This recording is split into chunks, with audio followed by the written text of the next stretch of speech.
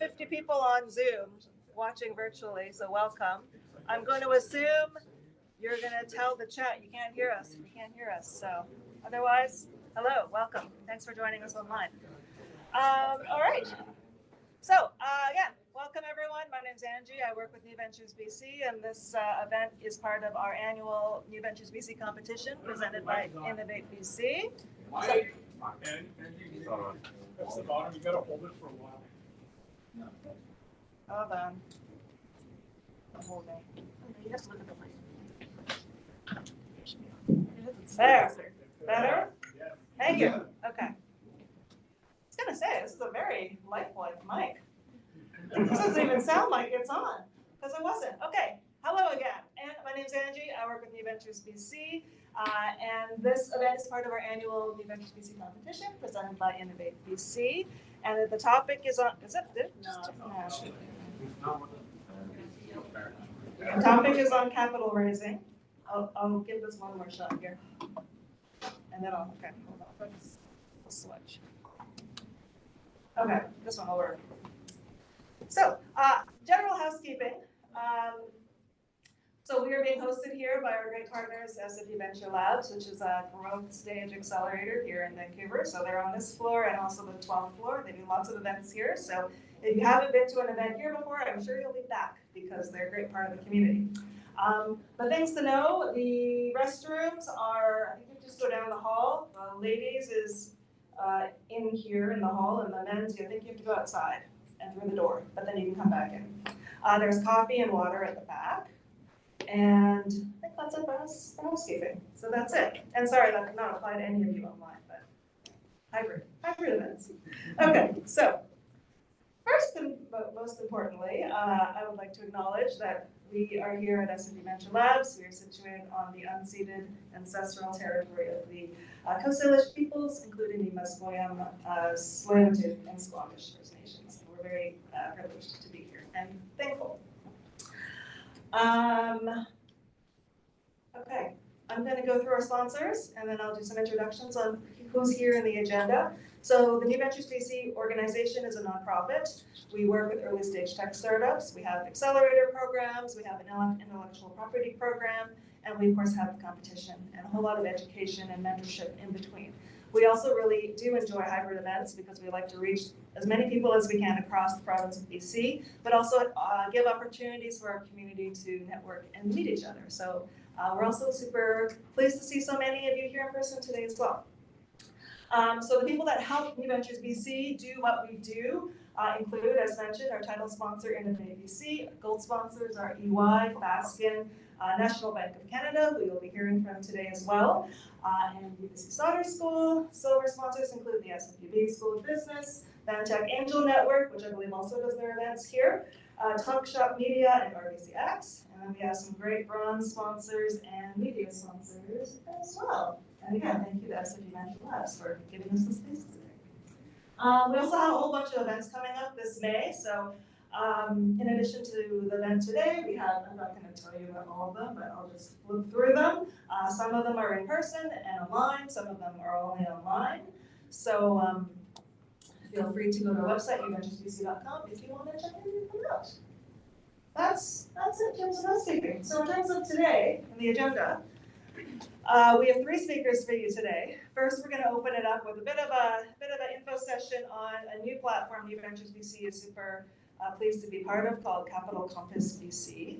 So Stacey from Capital Compass and also Innovate BC, she'll walk you through a quick demo of that and how you as startups can leverage it for both information and also accessing capital. Then we're going to switch over quickly to Jeff from National Bank of Canada. So he's here to speak about some more specific parts of the capital raising journey, particularly around valuation, where and when it makes sense to work with a bank, non-dilutive debt financing as well. And then finally, we'll take another 5-minute break once Jeff is done, and then we'll switch over to Keith Ippel from Spring, and that'll be the bulk of the rest of the day. So Spring and Keith will walk you through a I think we call it funding fundamentals or capital raising. So you as a startup, what are the things you need to know and consider, and what is the typical, path and time frame and expectation you should have as you're raising money. And I should say I wrote an email to a bunch of people last week and I said, we're doing a funding talk and we have these great speakers and we don't always get Ippel from spring. So if you can't come, come because it's a great talk. So no pressure, Kate, but I don't think there is any pressure because you're you and that's fabulous. So we're excited to have all speakers, but yes, I'm super excited that we can also get to have Keith and his talk as well. Okay, that's it for me. Hello and welcome. My name is Stacey and I work for Innovate BC on the data and policy team. And under that, Capital Compass is one of my projects. If you're not familiar with Innovate BC, we're a Crown agency of the province that helps BC-based entrepreneurs and businesses. That's not working anymore. Can you hear me back there? Yeah, maybe. I'll just talk loud. That helps BC-based entrepreneurs and businesses with resources and support. At Innovate, as I said, one of the projects is Capital Compass. I'm going to show you a little quick demo video, and I'll get into it.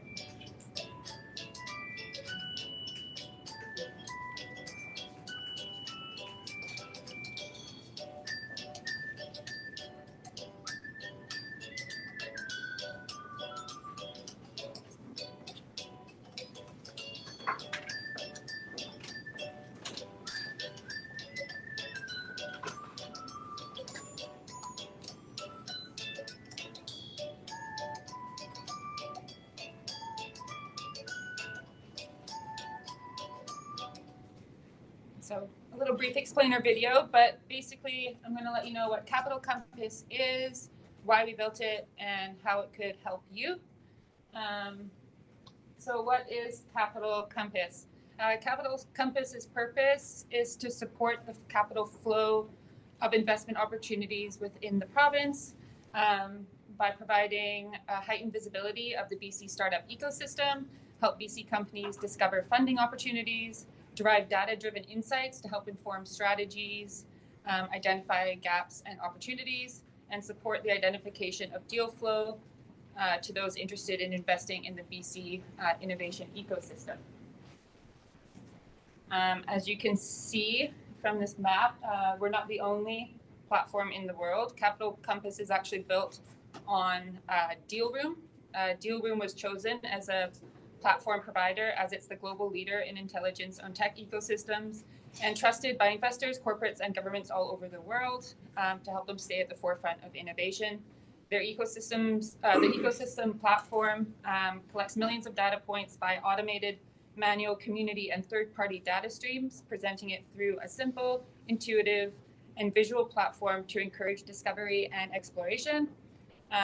They currently work with over 100 partners globally to provide solutions similar to CC's internal Capital Compass, to helping governments, NGOs, and other stakeholders showcase, benchmark, and grow their tech ecosystems.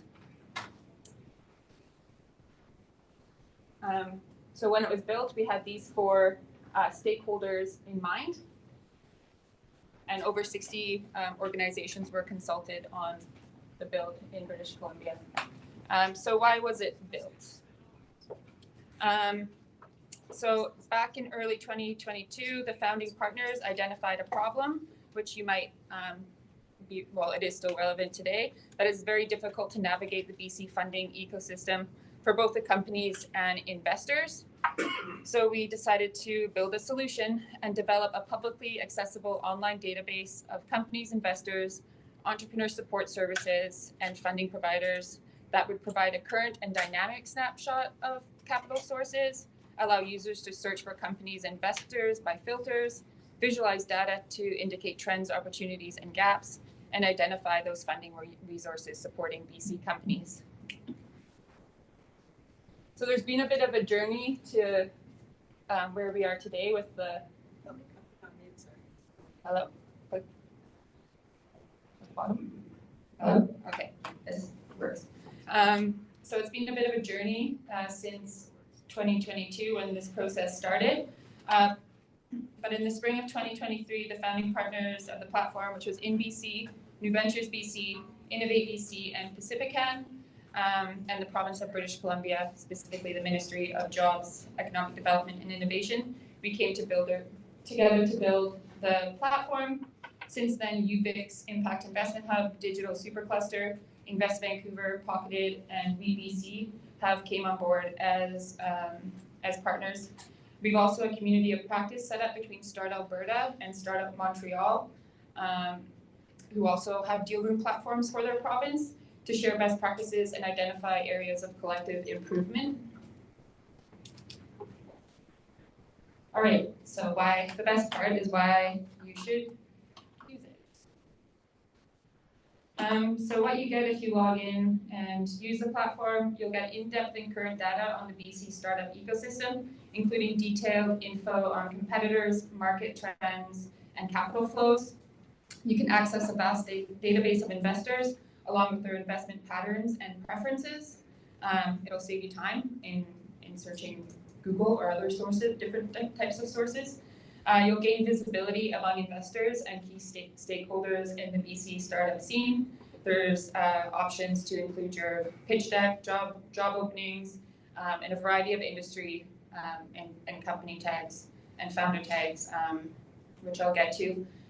You'll also be able to benchmark against peers in the industry and determine where you stand in terms of performance, valuation, and growth metrics, providing a clear perspective on your competitive stance.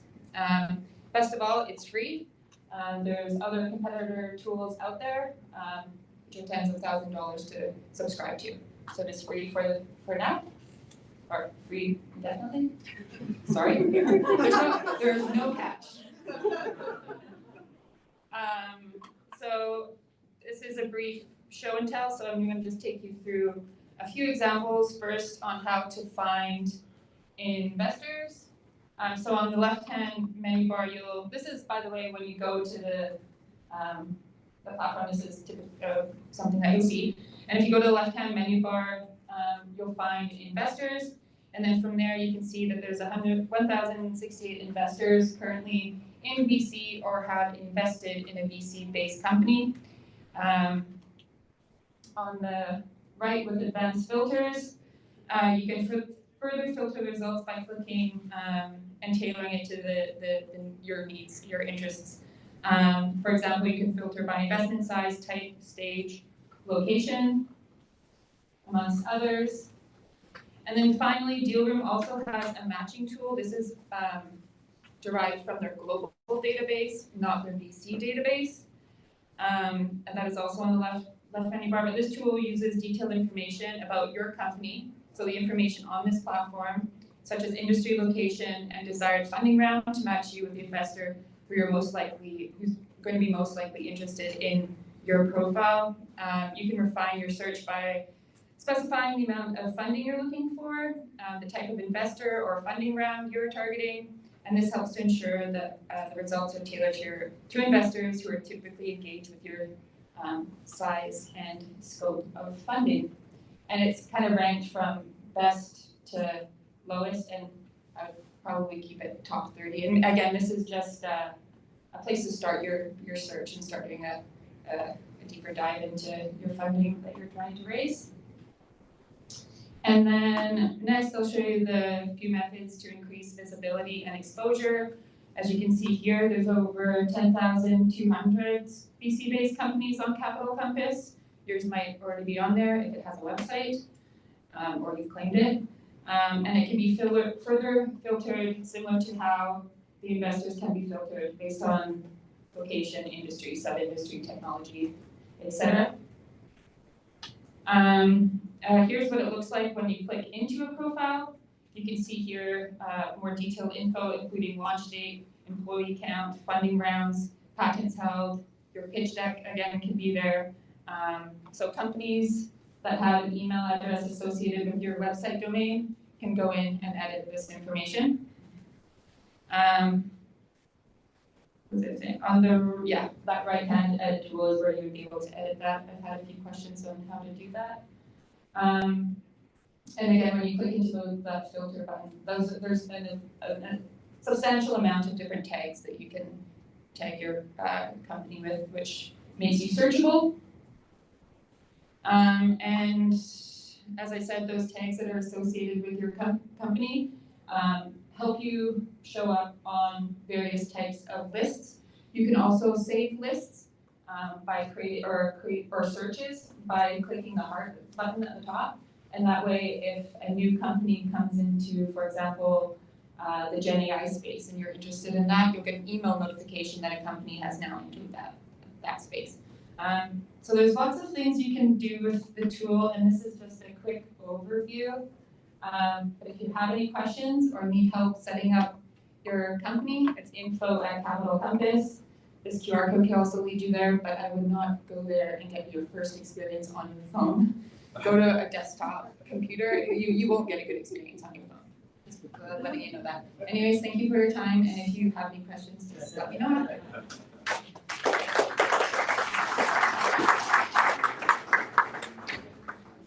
There's a question. Oh, quick Yeah. question. Trying to escape. Hi. Hi there. So first of all, this is absolutely fantastic. Something that we've needed for years on end. My question is, with the database-driven marketplace, the most important thing is keeping the database updated, right? Yeah. So can you talk us through the process there? Sure. So if you back when I said that we started this in early 2022, there was a first phase where we tried to build it ourselves. It did not work because the data was out of date as soon as it was launched, which is why we went searching for a service provider to be able to do it for us. Dealroom is that. They have a team of engineers. They have an AI scraping tool. They have partners with different organizations throughout the world that have data streams coming to them. So that's how we keep it up to date, is they're responsible for doing that. We also have some maintenance and validation in place, the more manual that I do to double check that what's happening is reflecting what is actually happening in the VC ecosystem.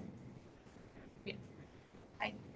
Are the investors just VC based or are they investors in The matching tool is completely from their global database, not the VC one that we've, basically the founding partners have unlocked the database for you. It's and what we've done is unlocked the British Columbia database for public access. Otherwise it would be, you have to go to Dealroom and pay a subscription, if you know what I mean. So yes, basically the investors on there on the investor tab have either invested in a VC company or have at least some sort of presence here, like a location. So they've either done some sort of investment or they're based here. And are they mostly VCs or are they also angel investors? There's angel investors on there too. Oh, thank you. Thank you. Thank you. Yeah, I'll take this. Oh, yeah. Thank you. Very good. All right. Thank you, Stacey. Okay, so we're gonna just do a quick, in the background, switch to Jeff Lightburn from National Bank Canada, who will speak next.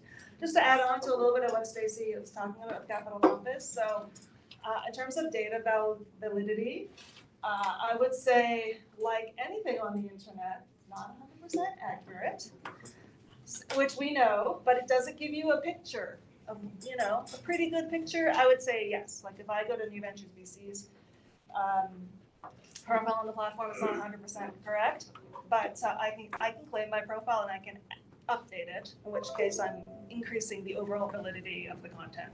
So, yeah. I was just gonna Oh, add. yeah. I'll give you the note. I was just gonna add, if the information is wrong on there, it's wrong somewhere else on the internet, and you probably need to figure that out. Yes, it's true, because it is, the benefit now, what we didn't have before, because this is for accelerators and organizations like New Ventures, we're always being asked, well, metrics, what are companies doing? So it's always been very manual, and you as companies probably get a lot of, could you please complete this survey for us? Please, many times. So, the wonderful thing of AI, it does help now, but it's not, of course, 100%. And then, in terms of investors, I guess there's angel investors, but it's not comprehensive, right? So again, that's something as I think one of the reasons why I want Stacey to share this with startups is I think the more participation, the better the data becomes. So this platform is kind of, all the organizations have committed to running it for the next, I think 3 years total. Not that it's going to end in 3 years, but I think, having startups and investors use the platform, of course, is the best validation to continue. So. All right. So thank you again, Stacey. So now, easing back into our capital planning theme, we have a talk from National Bank of Canada. So National Bank of Canada, full disclosure, they became a sponsor of New Ventures BC last year. But we're excited to have National Bank of Canada join us because they were growing their presence here in Western Canada and wanted to engage in this particular audience, the audience being tech startups. So at New Ventures BC, we try our best to have very strategic partnerships, make sure that the sponsors that we work with are going to be providing services and offerings that really matter and make sense. So this was why we're very excited to have National Bank of Canada join us, and they've been super great. They're involved in all different aspects of the competition as volunteers and participants and now speakers. So welcome, Jeff, and I'm going to just hand it over to you to speak a little bit about some financing from your perspective. Thanks very much.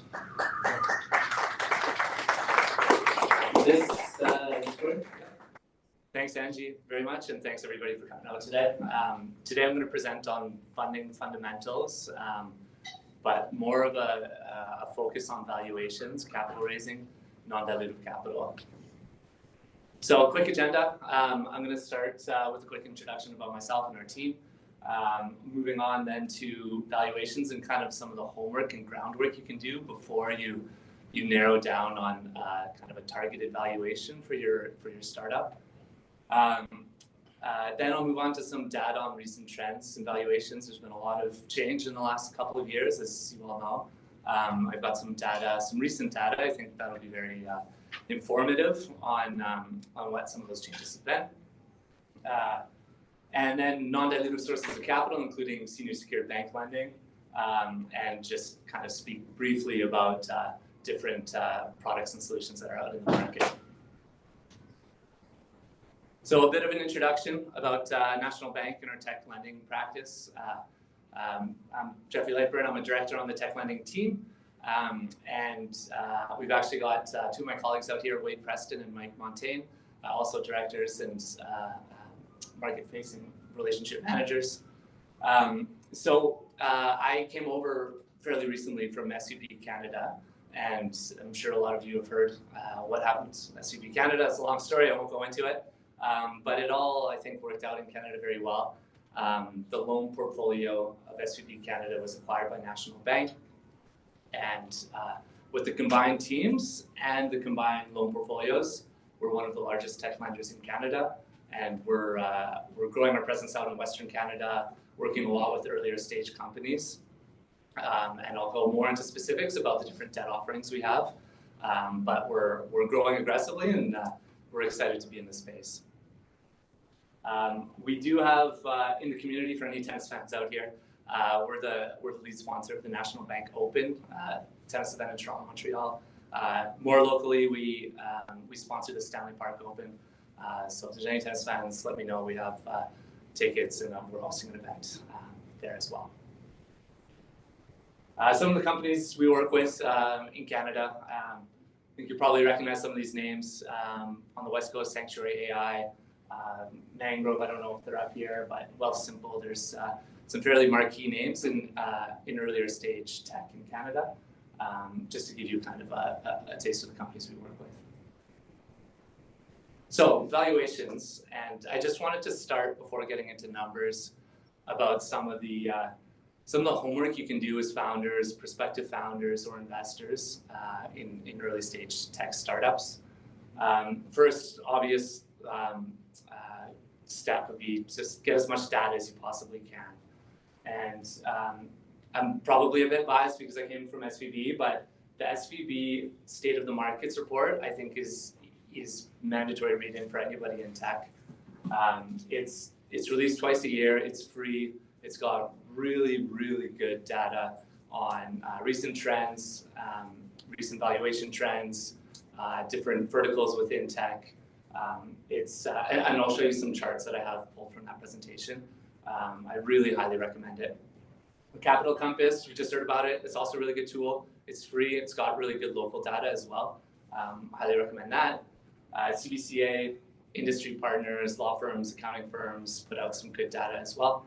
On a side note to that, it's never too early to kind of build, no matter where you are on the startup journey, it's never too early to build your set of advisors and champions.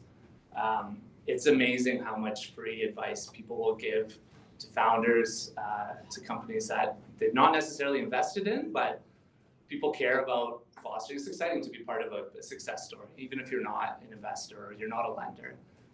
So people you know, people you think are credible in the space, approach them early and often.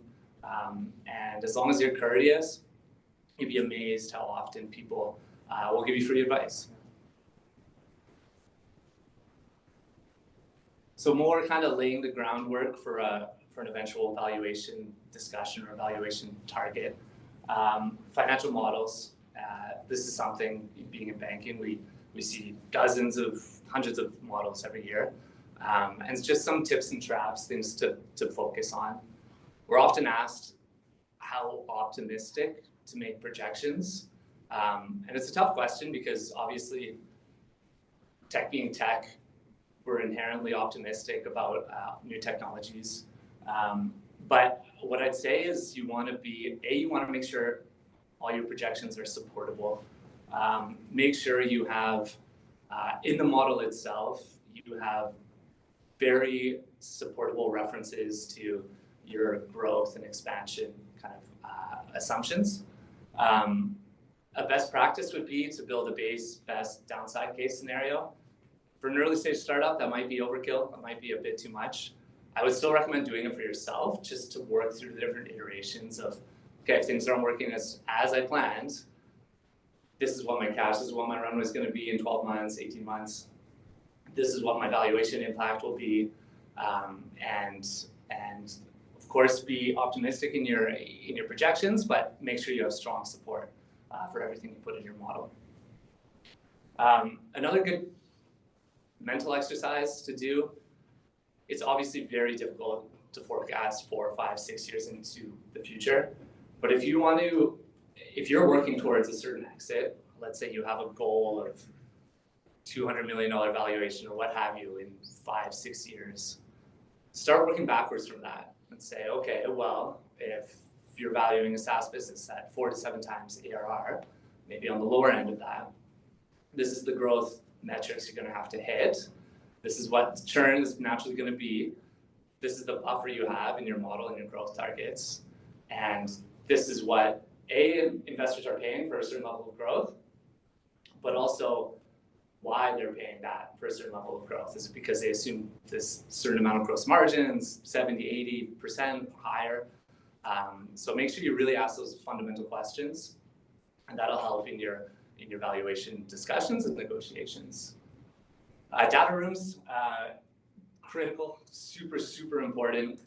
This is kind of for investors or potential lenders. This is the inside look at the company, and we should, without needing to ask too many questions, with all the support you have in your data room, we should be able to determine where your support is for your growth projections, what you're excited about in the business. The cap table has to be clean, very easy to read, a single source of truth. You need to have it available and that have no ambiguity at all. There's lots of outside companies that help with cap table management. I would highly recommend investing in those. So going on more now to some of the metrics we've seen in valuations lately. This is pulled from the SVB report that I mentioned, and for first half of 2024. So it's quite recent, and I think a lot of the folks here in the room will know that there's been a lot of change in valuations over the last couple of years, and two of the main narratives since 2022 has been that growth at all costs is no longer the priority. Companies need to focus more on efficient and eventually profitable growth.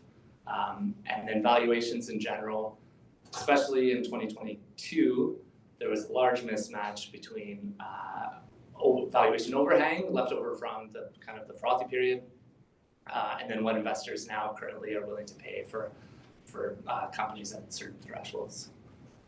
So this slide here supports the latter part of those two drivers, and clearly valuations have come down quite a bit, mostly on the later stage. Public markets were first to see valuations drop quite significantly. They've since picked up, at least in large cap publicly traded companies. Smaller cap companies and startups, the valuation reset is still working through the market. And you can see here in more mature Series C, Series D companies, there's been a large 40 to 60% drop in valuations. But on the earlier stage, C valuations have actually held quite steady. Series A is down a bit. This slide here kind of reinforces the mismatch in valuations that we've seen over the last couple of years. You can see this shows at the different levels of funding the number of down rounds or the percentage of down rounds that are happening. In 2022, during that valuation mismatch, there actually wasn't a lot of down rounds yet compared to, let's say, the 10-year average. But in 2023, you can see that there was quite a few. And there's also a high number of people that were not disclosing the valuations of their rounds. This chart is helpful to see kind of just to benchmark your revenue and hence valuation expectations. At the early stage of Series A, supporting the thesis that growth at all costs is not the priority, it's more efficient growth. You can see that median growth rates for startups have come down quite a bit. 50% drop in 2 years, really, at the Series A level. A bit different in the more mature stages, but still an interesting statistic. So the rule of 40, I'm not sure, for those folks that aren't familiar with it, essentially means that you want, ideally, in a best case, you want your profit margin plus your profit margin expressed in a percentage plus your growth rate to exceed 40. It's kind of the high water mark for SaaS businesses. Not that many companies achieve it, 20%, but if you can, then obviously that's fantastic, and that's something to strive for. I won't go into this slide in too much detail. Any presentation needs a reference to AI, or at least to talk about AI in tech, but I thought it was interesting just to put in perspective the amount of capital within the VC ecosystem that is being allocated to AI investments. And you can see some of the other technological cycles. So the dot-com e-commerce era at the beginning in the black there, clean tech 1.0 in the purple. You can see that they represented a far lower percentage of total VC funding than AI does now. And if you're in the AI space, that's great. Valuations are high, very high. If you're in other spaces, maybe there isn't as much capital available. And then the question is, how long is this going to sustain itself? And time will tell.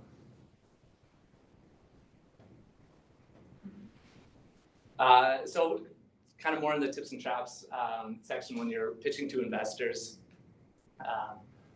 So you obviously want to build excitement and conviction in your business when you're pitching to investors, potential lenders. So that comes through knowing your business model through and through, industry partners, and that becomes very apparent when you do a deep dive into businesses. Investors are looking for signals. This isn't earth-shattering stuff, but customer commitments, investors that know the industry well. I'd also say that you want to do this all within kind of reasonable limits. Plenty of companies will be very optimistic, maybe a bit too optimistic, and that signals sometimes that they haven't done enough thinking through the risks in the business model, the potential downsides, the market risk within tech generally. And if you do, going to the last point here, if you are rejected by a potential investor or there's a mismatch of valuations, that's fine. You can still get something out of the process and the conversation. Be courteous about it. Follow up every once in a while. And hopefully the prospective investor, they can give you a bit of feedback on why they're not investing, what you could have done better, and potentially they'll invest down the road. I won't go too much into the non-dilutive sources of, the more grant non-dilutive sources of capital. That I think is going to be covered a lot in the subsequent presentations. I will say, if you don't think you're tapping into those programs, there's lots of programs out there in clean tech specifically, but throughout tech in Canada. If you don't think you're tapping into them, I would recommend hiring a consultant. There's just so much money available.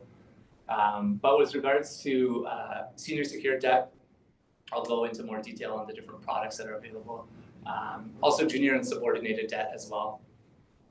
It's not a kind of a focus of National Bank, but there are players out there that even at an early stage do come in on that kind of that junior debt stack.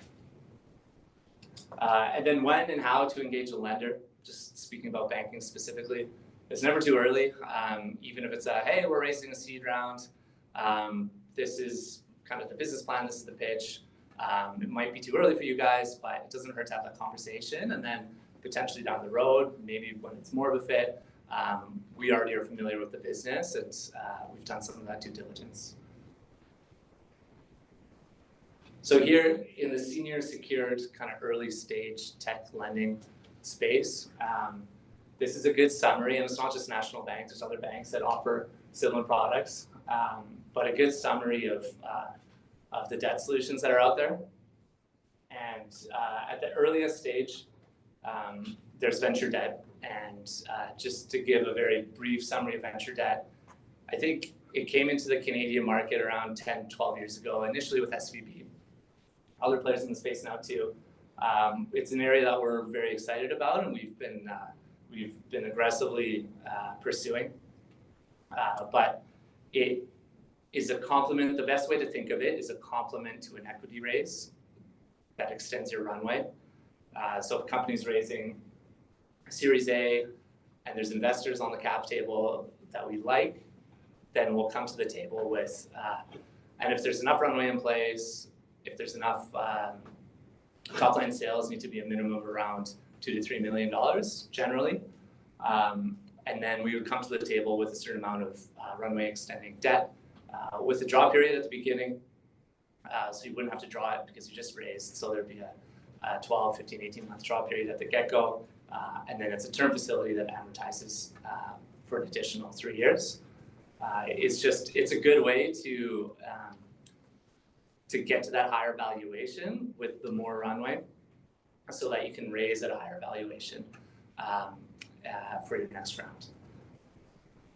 MRR financing is a tool that comes in more what's SaaS focused, obviously, but in a nutshell, it's financing a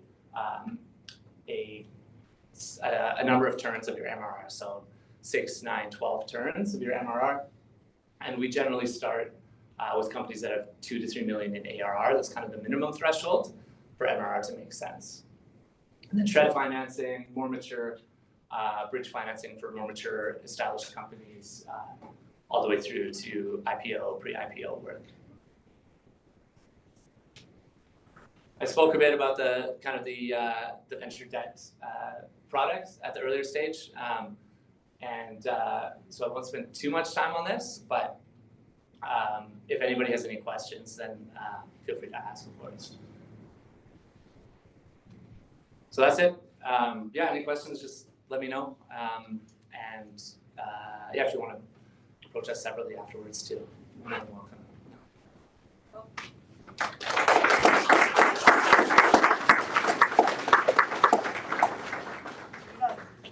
We have time for 1 or 2 questions.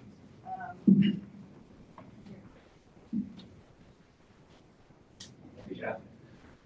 So if we are a company that's a C Corp registered in Delaware, do we have access to non-dilutive funding such as banks? Yeah, so it's a good question. It depends where most of the business operations are.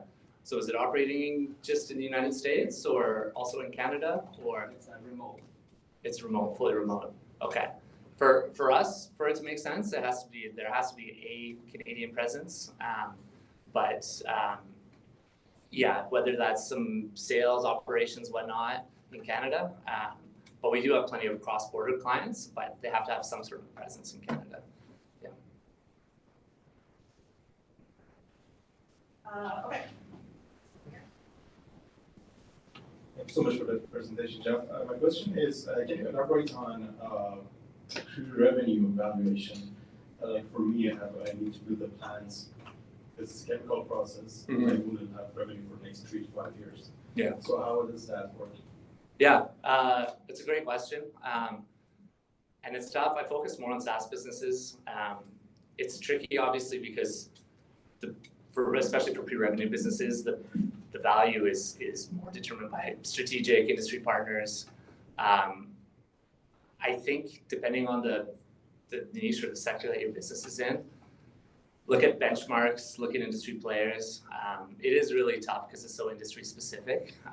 So without knowing kind of the space that the business is in and some of the kind of the benchmark valuations, it's tricky, but it's also where it becomes really important to have kind of advisors in the space that know that space better. Yeah. Okay, just for the interest of time, we're gonna say one more thank you to Jeff, as you may. Jeff is here, I think I saw Mike here, I think I saw Wade sneak in, there he is. So have any questions, feel free to reach out to any of them here or online. So we're gonna take 5 minutes to just get Keith Ippel's presentation up and running. So there's coffee, water in the back, feel free to have a quick chat, otherwise, yeah, back in 5 minutes.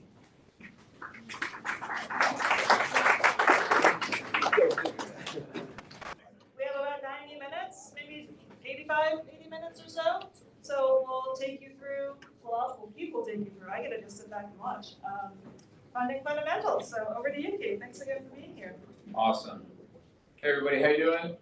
Good. Who wants $100,000? How about $1 million?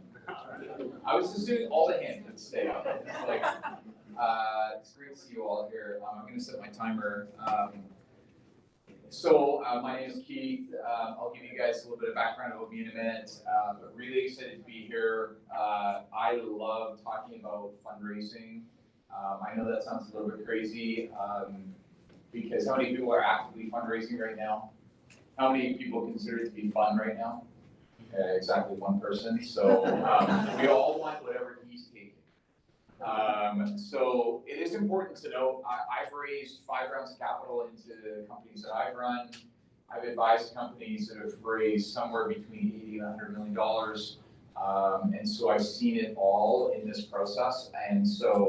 But I find that the right rounds can be absolutely transformative for companies. And so I'm really hoping that today we can, get you guys a little bit educated, get you a little bit empowered, but also hopefully get you kind of corrected and kind of pointed in the right direction for your company and for your round. So I just want to acknowledge that we're on the ancestral territory of the Musqueam, Squamish, and Tsleil-Waututh peoples, collectively the Coast Salish peoples, and really thankful to be here.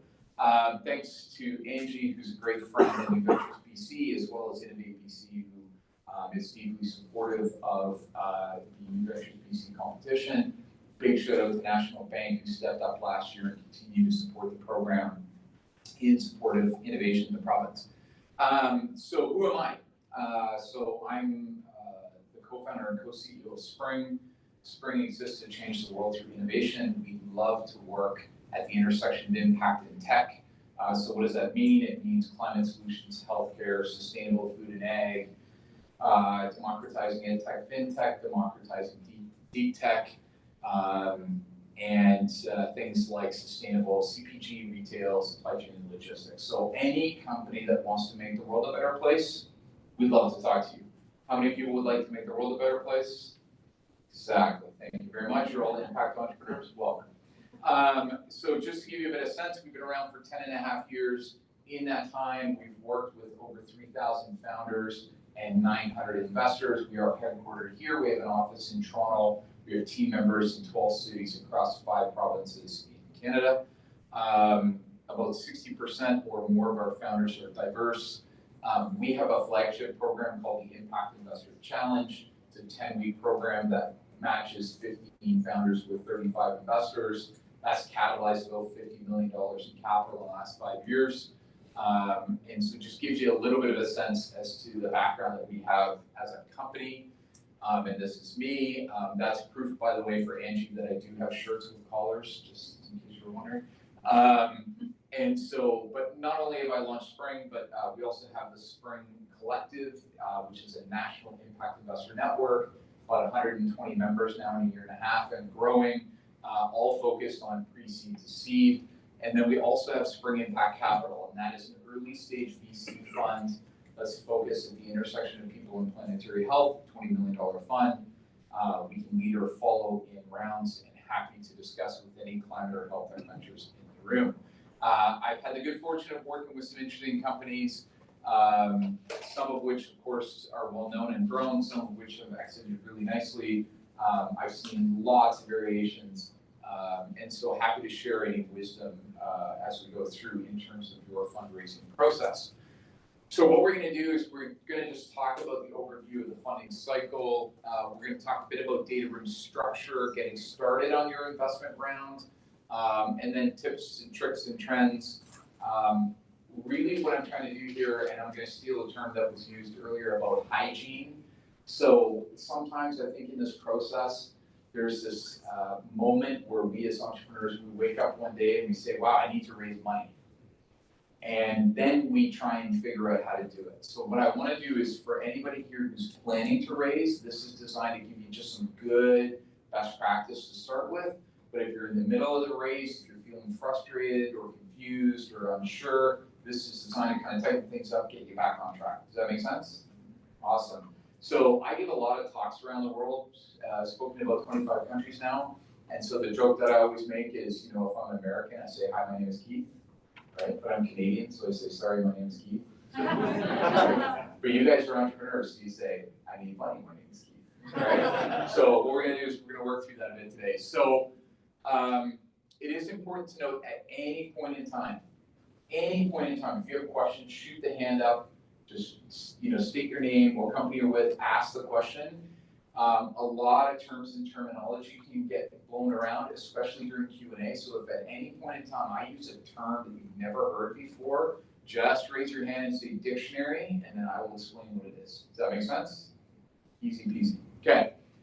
So I'm going to start off. What are your burning questions today? I would love to hear what you're thinking. Mike.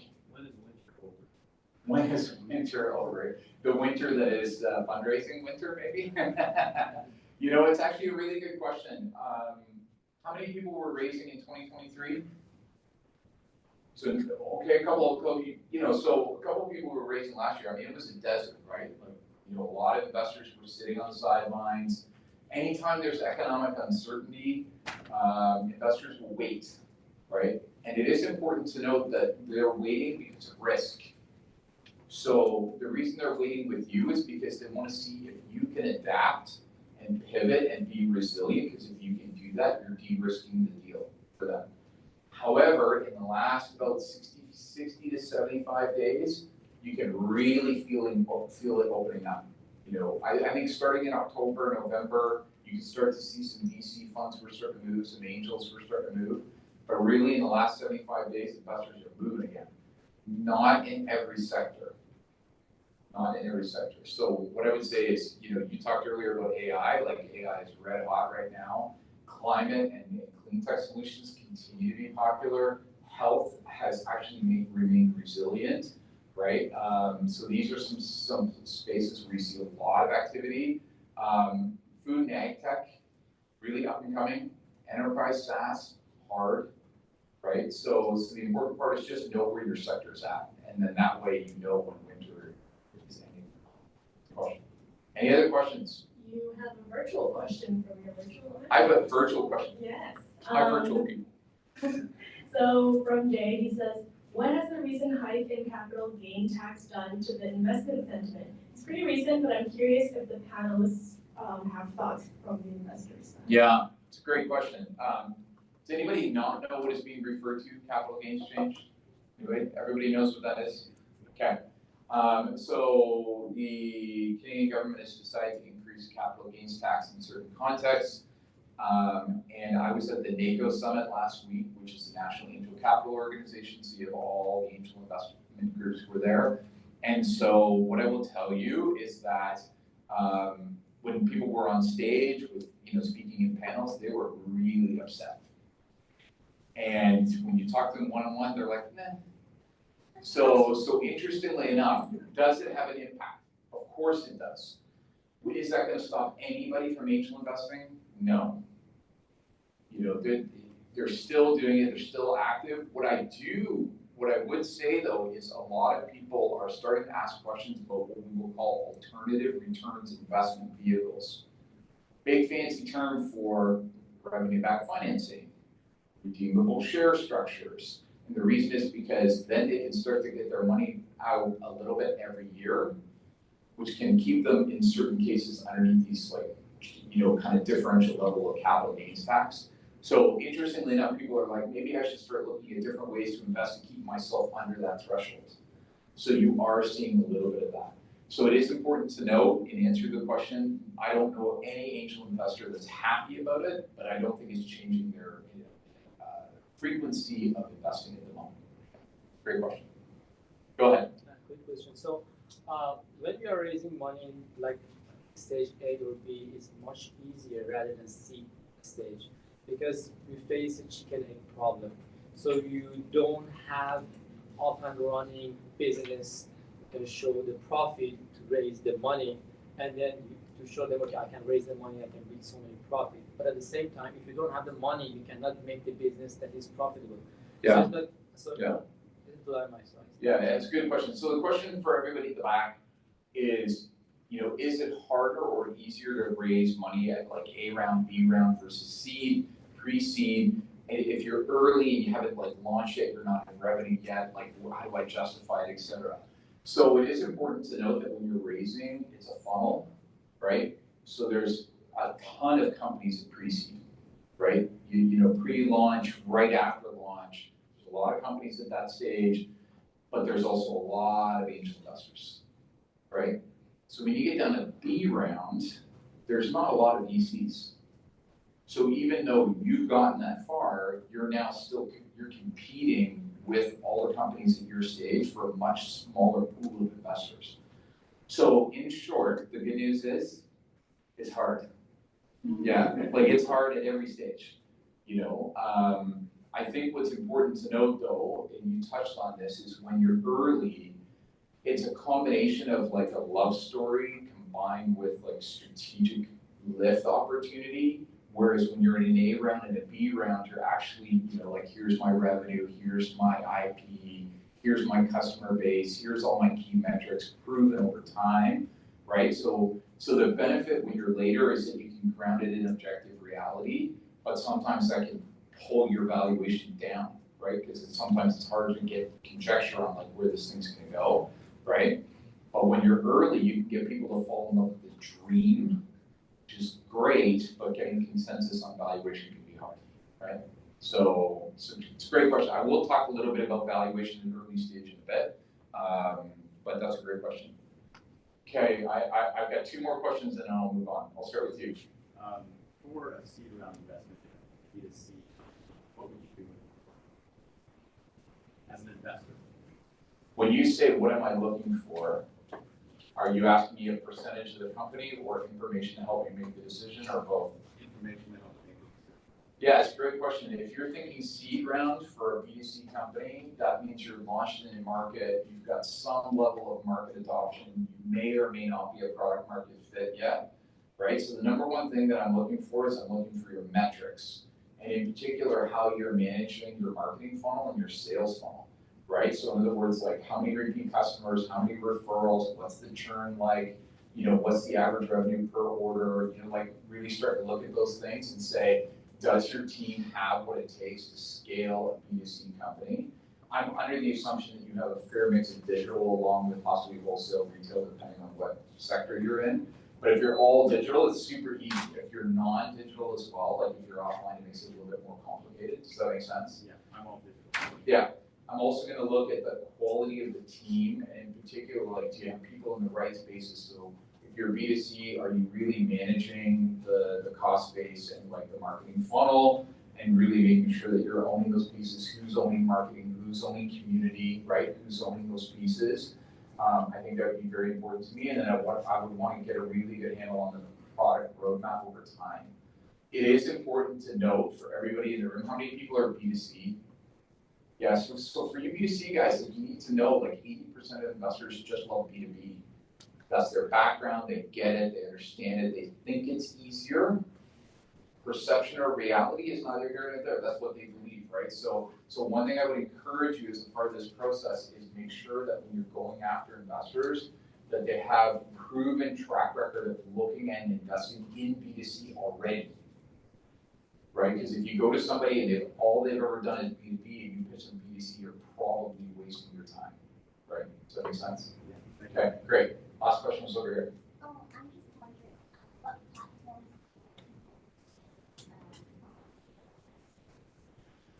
Oh, it's such a good question. Where do you find your angel investors? So first, it's a mix of online and offline, right? So online, you've got AngelList, Crunchbase, Hockey Stick, LinkedIn. It also depends, by the way, if geographically you're looking for people outside of Canada for investors. One thing that is important to know for people is that human nature is people invest in their town, right? I'm in Vancouver, I like to invest in Vancouver. However, if I'm a clean tech investor, I'll go anywhere, right? And so it is important to know sometimes you're looking. So what I would say is I would first start there. Second is I would start to look, are you pre-seed, seed, Jim? Pre-seed, so seed. So then the second thing is you're going to do a block of research, just like Googling and looking for the venture capital funds that are at seed stage. I got to tell you guys, the last 7 years, like the growth of pre-seed seed VC funds is dramatic, right? There was never anything there. So you're going to take a look and find people who are like focused on your sector, focused on your business model, et cetera. And then look for the angel groups, and then they pull, like you can pull individual angel investor names out of angel group, like websites, social media posts, et cetera.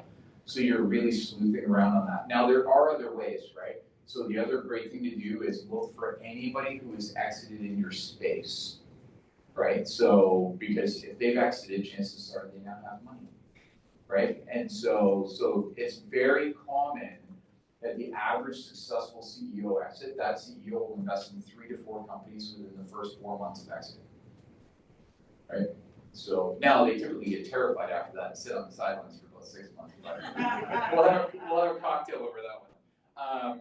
But that's a great question, thank you. Okay, so we'll keep rolling, keep the questions coming. So let's talk about the fundamentals.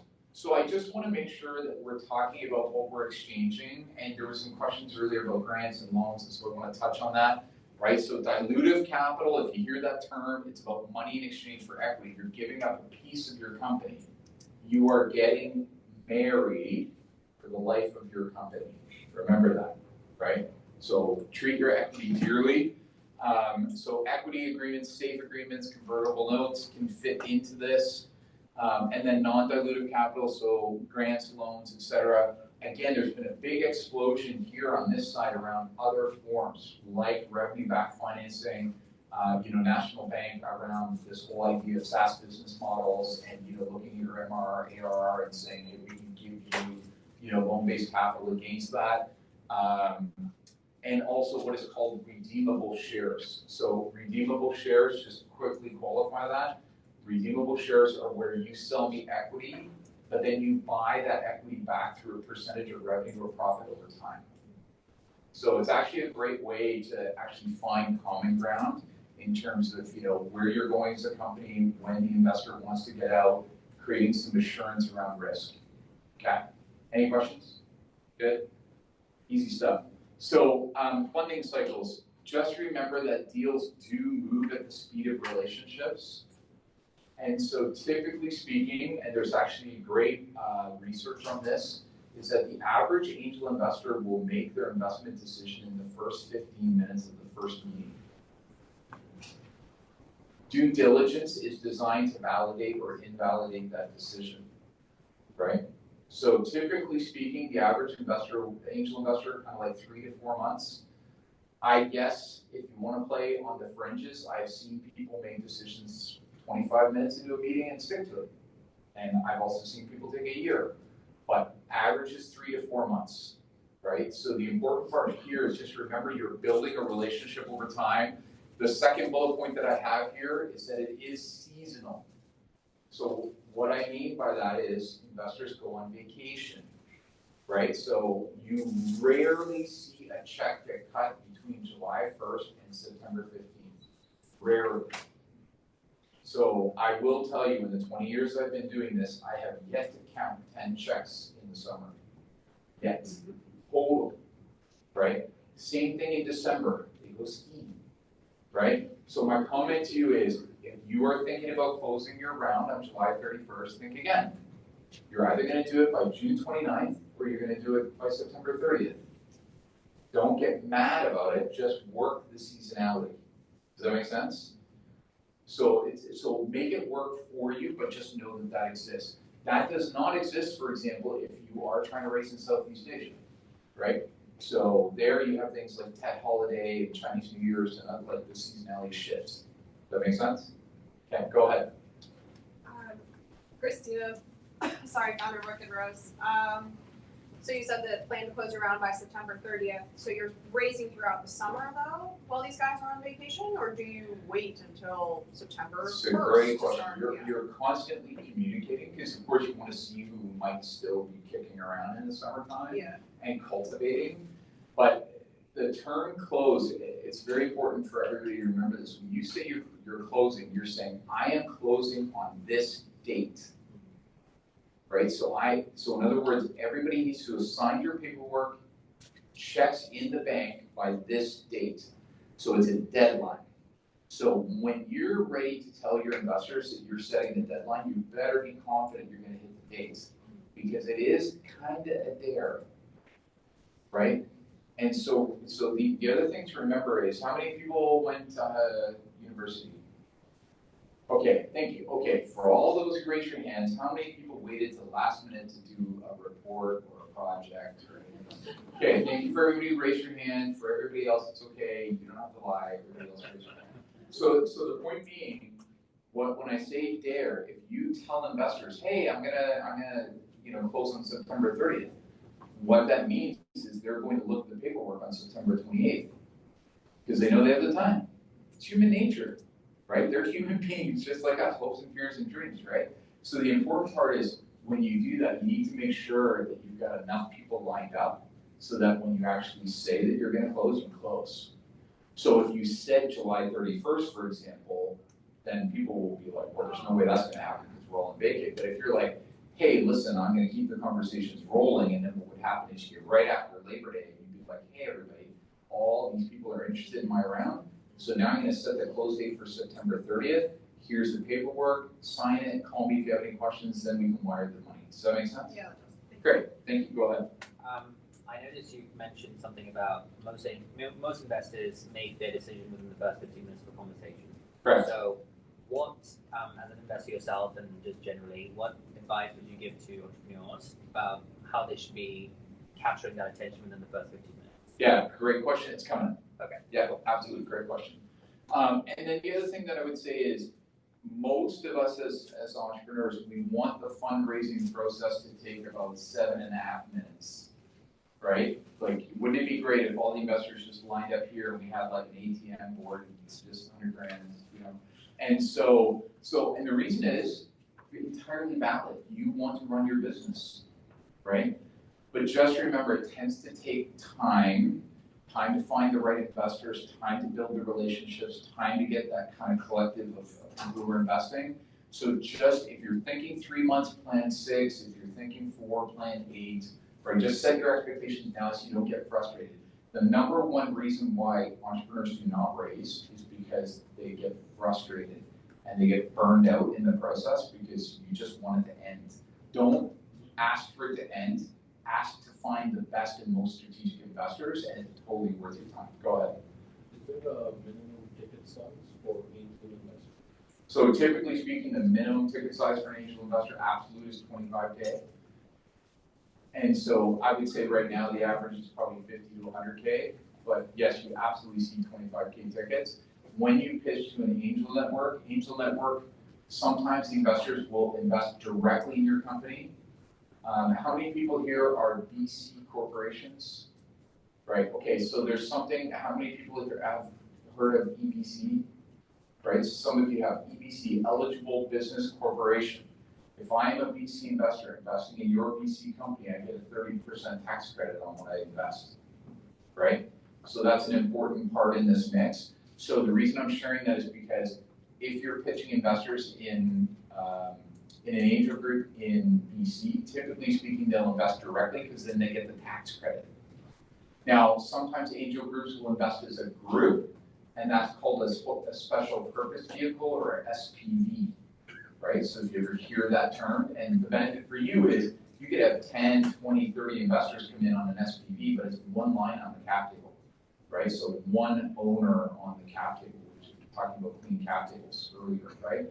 So the important part there is sometimes you'll see 10K checks in an SPV, but it's all bundled together into a single check. So does that answer your question? Yeah, it is important to know on the high side is unlimited. Right? Because some angel investors are wealthy, they can fall in love with your company. I've seen individual angels do as much as $2.5 million, right? So, but typically speaking, 50 to 100K, high side typically 250. Yeah, does that make sense? Okay, great question. Cool. Speaking of time, so when you're thinking about raising, part of the options you're looking at is based on when you need the cash. Right? So if you're like, hey, Keith, I want to raise money from investors and I have 4 weeks of cash left before I get to zero, the answer is you are not raising from investors. You have other options that are available to you. So the important part here is embrace the constraint. If you guys want a little bit of inspiration coming out of here, there's a YouTube talk, it's a TED talk specifically called Embrace the Shake. It's actually an artist TED talk, but I actually think it's one of the best business talks ever. And it's about embracing constraints, right? And so one of the constraints that we all worry about as entrepreneurs is time. So if you have less than 3 months to raise, raising from investors is probably out of your option range. Focus on the other things. Focus on grants, focus on loans, focus on revenue, focus on friends and family. So you still have at least 4 ways to do it, right? So, but just keep it in mind because it takes time to raise money from investors. Again, it moves at the speed of relationship. Does that make sense? Okay. So on due diligence, just remember due diligence is just a fancy word for the investors who are doing homework on that first 15-minute decision, right? That's all they're doing. And so it is important to note that every investor has a set of background and experience and education. So some investors, like Jim Fletcher in town, he loves to focus on finance and numbers because that's his background. He's a CFO by trade, right? Other people will focus on tech and the tech stack. Other people will focus on go-to-market. Some people are strong generalists. Some people don't even do due diligence. It's a true story, right? Like most investors, you're just like, they meet you a few times, and then I call a friend and say, hey, are you doing this deal? And you're like, yeah, oh, okay, great. You know, so just know that everybody's different. This is what makes it challenging as an entrepreneur, which is, wouldn't it be great if every investor did the exact same due diligence approach? They don't. So what you need to do is you need to plan for the person who does the most due diligence and everybody else will look better. Does that make sense? Okay. So now I want to go back to the question that was asked earlier about 15 minutes, right? So what you say in the first 15 minutes is what you reinforce throughout that 3 to 4 month timeline that you're working with, right? So I actually put this in order. Is the market big enough?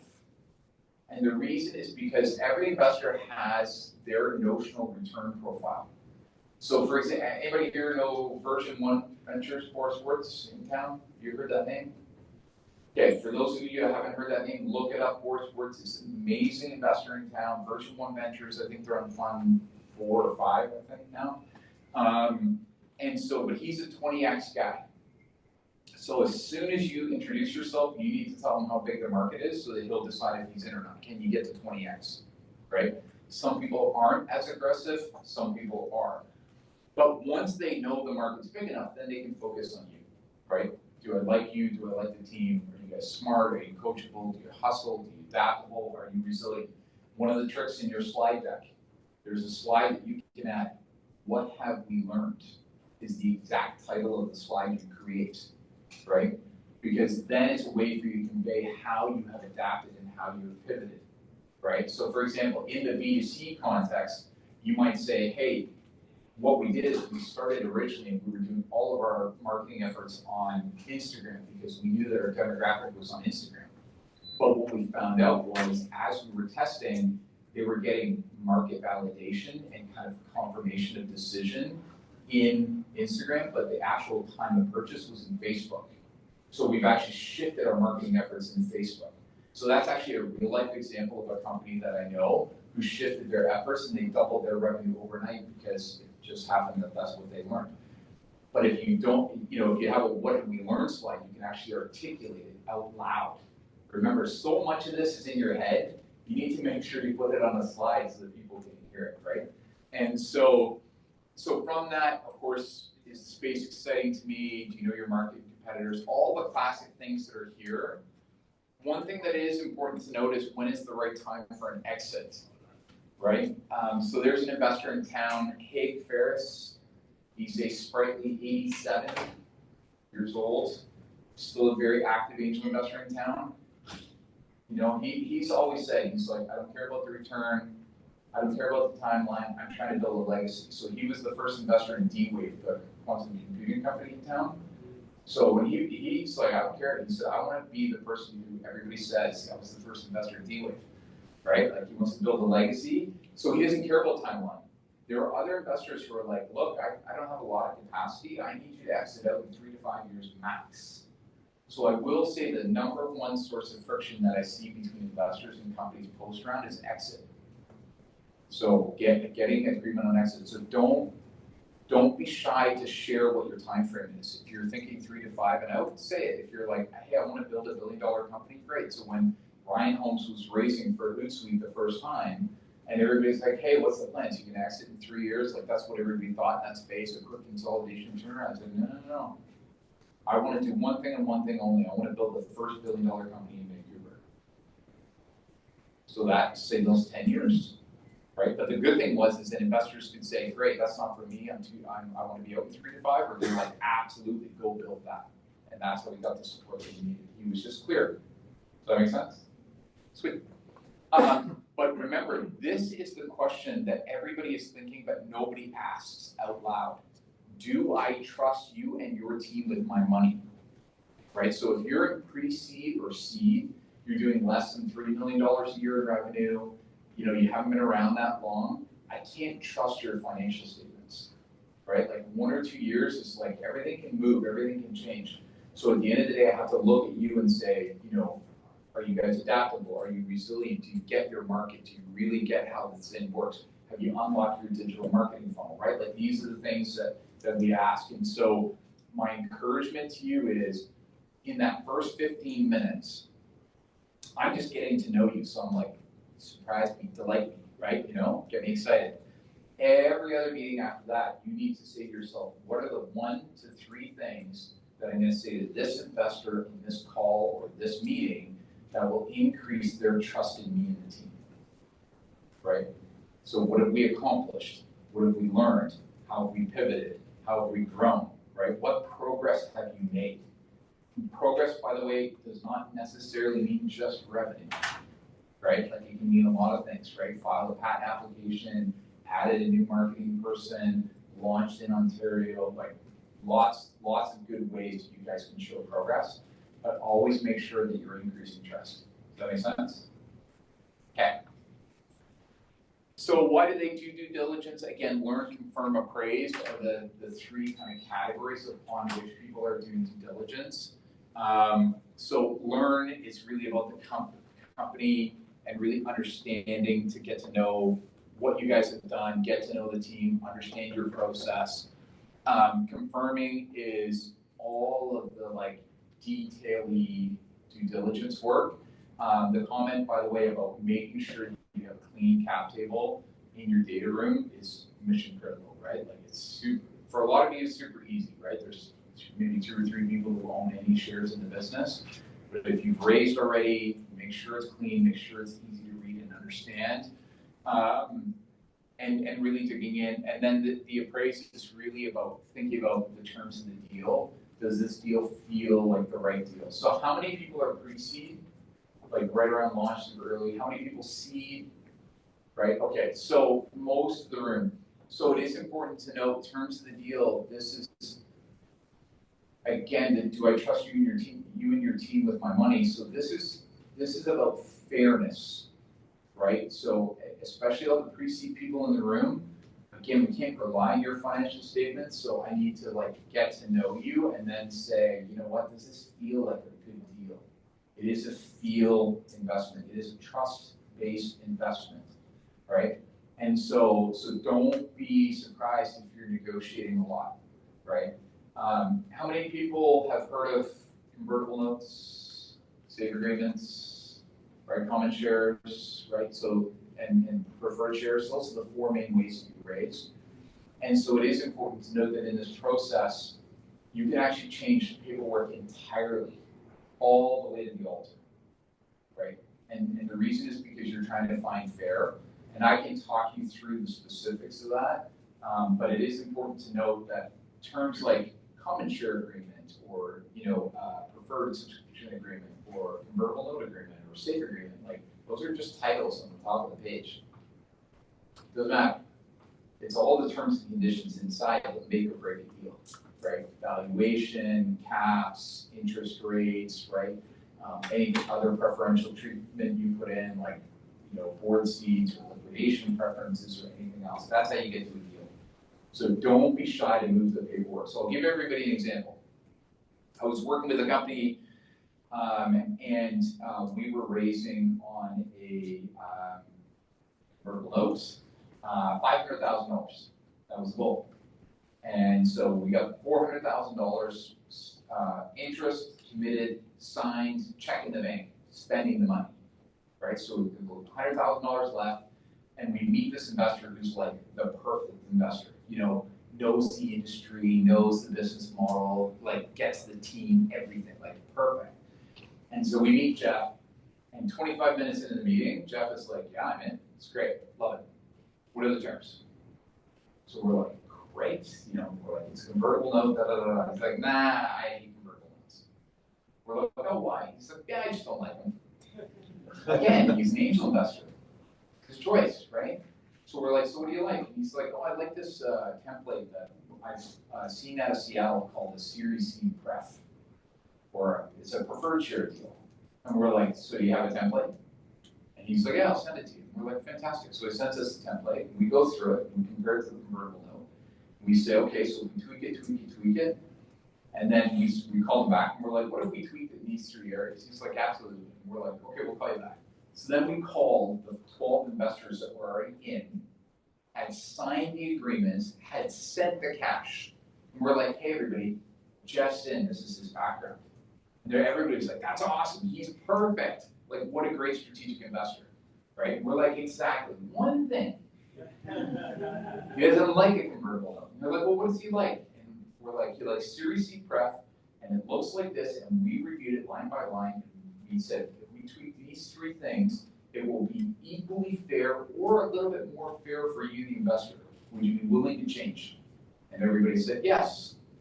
So, true story, we took all their paperwork, tore it up, sent them new paperwork, everybody signed new paperwork, did it all in 5 days. So my comment to you is the title on the page does not matter, it's the details within, right? And you're always looking for the right deal. So that's why it's so important, especially for all the pre-seed and seed folks in the room, in terms of the deal, you're working to find fairness, what feels fair. And please hear this, fair for you as well as them. You gotta be able to sleep on it, wake up in the morning and say, I'm okay with this deal, right? And if you're not, it's okay to say no, right? Make sense? Remember, more wealth was created in the world between 2016 and 2019 than in the history of mankind. please don't ever believe there's a shortage of capital out there. You just gotta find the right ones. Does that make sense? Okay. Hey, could you go over data room for the virtual audience? I'm about to go through it. So yes, yeah, coming. So again, just touching on some of the key items. In terms of due diligence and data room construction, I will share as a follow-up to this, a checklist, right? And that will give you kind of the core 24 things you need to put in a data room so that you can say, the average investor, when they look at my data room, I'm good to go, right? So we'll just go through that. Before I get into data rooms, any questions on due diligence? Go ahead. Again, angel investors will vary greatly, but typically speaking, 3 to 4 months. Part of the reason, just to be clear on 3 to 4 months as well, is because it actually buys me time to see how you perform, right? Like month over month, week over week. So just to see, like, are you hitting some of those monthly targets that you talked about? Have you run into anything that kind of impacts the business in a negative way or another way, and see how you kind of overcome that? So sometimes it's not just like pouring through the details, but it's also just seeing how you guys do over time. Does that make sense? Okay, great, good question, go ahead. I'm sure this question kind of makes sense now, but when we are looking for investors, and particularly somebody who's going to lead the round, any advice that you can give for us, like kind of make sure that this lead, you know, especially since they'll have a lot of call in as the company grows, what advice would you provide to entrepreneurs when they're working with a lead or trying to find a lead for a round? Okay, such a good question. How many people have heard the term lead investor? Okay, fair number of people. How many of you think that a lead investor is required? Trick question. Yeah, very few instances a lead investor is required. Now, I am speaking specifically about pre-seed and seed where it's heavy angel. As soon as you have venture capital funds involved, then yes, a lead investor is required. And so the broader question you're asking is about, like, how do you work with investors post-round, which could be leads, but it could be anybody else. So the important part here is when we're looking for investors, we're looking for people who get our business model, they get our industry, the space that we're in. They have an amazing network of investors to help fill this current round, but also help support next round, right? So, and people who hopefully can roll up their sleeves in different ways, either their own expertise or a network of, like, you know, experts, subject matter experts, advisors, mentors, etc., right? And so the important part more than anything else is as you're going through the process, especially with angel investors, like if you're talking to a fund is usually very explicit about how they do post-round. And so the benefit is you can kind of assess and say, hey, that would add tremendous value or not, great. But with angel investors, sometimes you have to kind of dig it up yourself, right? And it starts with, like, are you active post-round or are you passive, right? So there's an investor I know out of Seattle, his name is Jeff. He's personally made over 225 investments. So he is not active in any way, shape, or form in his companies because that's his model. He loves to invest in a lot of companies and they win, they lose, right? And so, but there are other people who, there's an investor I know in town, like if he invests in your company, the next day he's right there. He's sitting beside you, you know. Now he invests in a certain type of company based on his background, and when people get his investment, you want him in the seat beside you because he's so successful in what he's done, right? So typically speaking with angels, you want to ask the question, like, do you like to be active? Do you like to be passive? How do you like to get engaged, etc. And then what you want to do is create a structure post-round so you get everybody involved. So this includes regular newsletters, always putting out asks, right? So I remember the first time, well, second time I think, that I got an email from Ryan Holmes from Hootsuite, like this is in the very early days. And he sent an email out, it was a monthly update email. He's like, hey everybody, you know, like here's everything that's going on in the company. By the way, I'm gonna be in San Francisco next week and we're looking for an introduction in Facebook because we think there's power in, like, being multi-platform, right? It's back in 2009.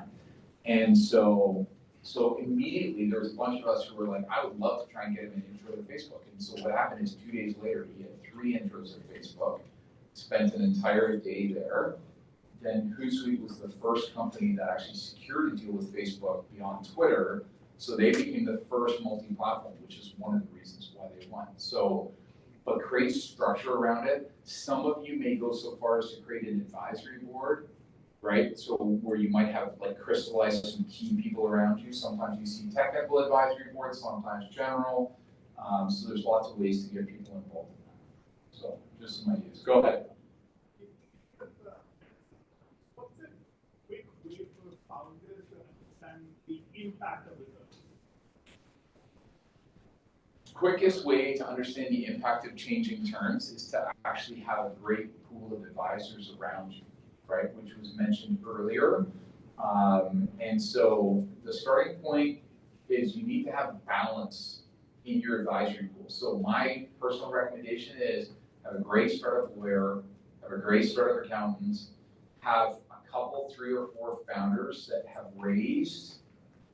Now, in the perfect world, they've had some success in raising, but you get multiples, right? Because sometimes people have very individual experiences, and you don't want to hang your decision off an individual experience. Also, having a killer accelerator or incubator, right? So that can also augment. So these are a couple of the ways, but typically speaking, you want to have a hot list of people to call and say, hey, somebody's just put these terms in front of me, what do you think, right? Get 3 or 4 opinions and say, you know what, I can go in that direction or not. I will say to everybody, you have to trust your instincts. Like your spidey senses really work. Like if somebody suggests something and you're like, well, that doesn't feel right, like 9 times out of 10, your instinct's right. You know, and so, but listen to your instinct, but always ask, right? And it is important, be fearless to ask. Like your job here is to be sandpaper. You just want to rub constantly, right? Because then you know you get every right piece of detail that you can go. But don't ask 20 people. 20 people is noise. 3 to 4 gives you context. If there's no pattern in 3 to 4, add another 3 to 4. But typically speaking, you'll know 4 good people. That makes sense? Yeah, great. I think there was another, yeah, go ahead. You mentioned Hootsuite. I know that people would say, Hootsuite putting down. Well, that's such a good question. I haven't been actively involved since 2015, so if I could crystal ball that, I feel like I'd be wealthy, but yeah, couldn't tell you off the top of my head. Yeah, so good question though. Yeah, I mean, it's an interesting one, right? Because sometimes we have to remind ourselves sometimes that like Hootsuite was a startup, but now it's just like it's a big company. Yeah. Go ahead. Someone on the Zoom said, how important is the legal due diligence at pre-seed/seed? Legal due diligence. So I'm going to give my perspective on this, which is when I first started as an entrepreneur at pre-seed and seed, I didn't think it was that important. I think over time I've evolved my thinking on that. I think you really want to make sure early you get great hygiene in the business, right? Strong legal contracts, like especially employment contracts, contractors. You know, do you have your IP set up? We were talking about that earlier. You know, if you're signing any like NDAs, MOUs, LOIs, contracts, especially in like a B2B context, like are they set up properly? You're not accidentally getting yourself into a corner. So my comment to you is, yeah, I would probably say it's worth making sure that you have some good hygiene there. Yeah, it's a good question. Yeah. Great. You know, one thing that I got to say to everybody is we are very fortunate that the Vancouver ecosystem has been vibrant for about 35, 40 years now. Like we have several amazing startup law firms in town, absolutely like fantastic people. So, you know, just know that there's like killer advice all around town. If you guys need any specific recommendations for a startup law firm, like don't hesitate to ask. I mean, Angie would have a friend list too. So, okay, great. Let's talk about data rooms. That was a question that came up. So data rooms are really about showing that you've done your homework, that you've got all the prep in place. It is a way to make yourself shine in this process of due diligence.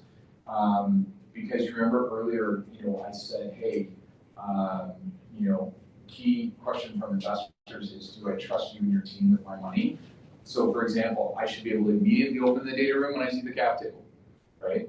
Now, another key one, and it was raised earlier, was like if you have a financial forecast, you know, where you have like a base case and then you have worst case, you know, and best case.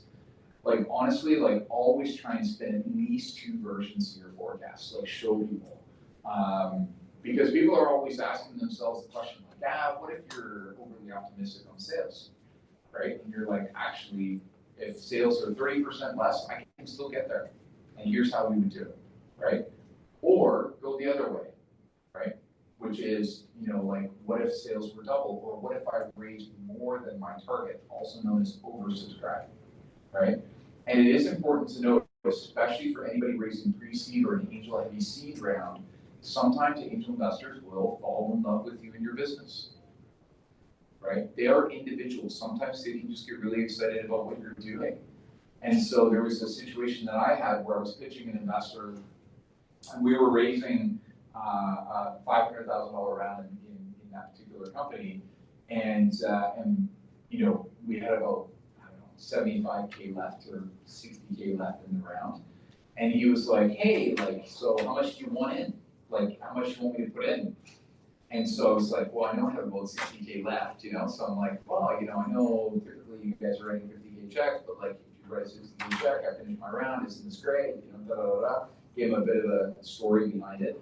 And he's like, so what if I put in 400?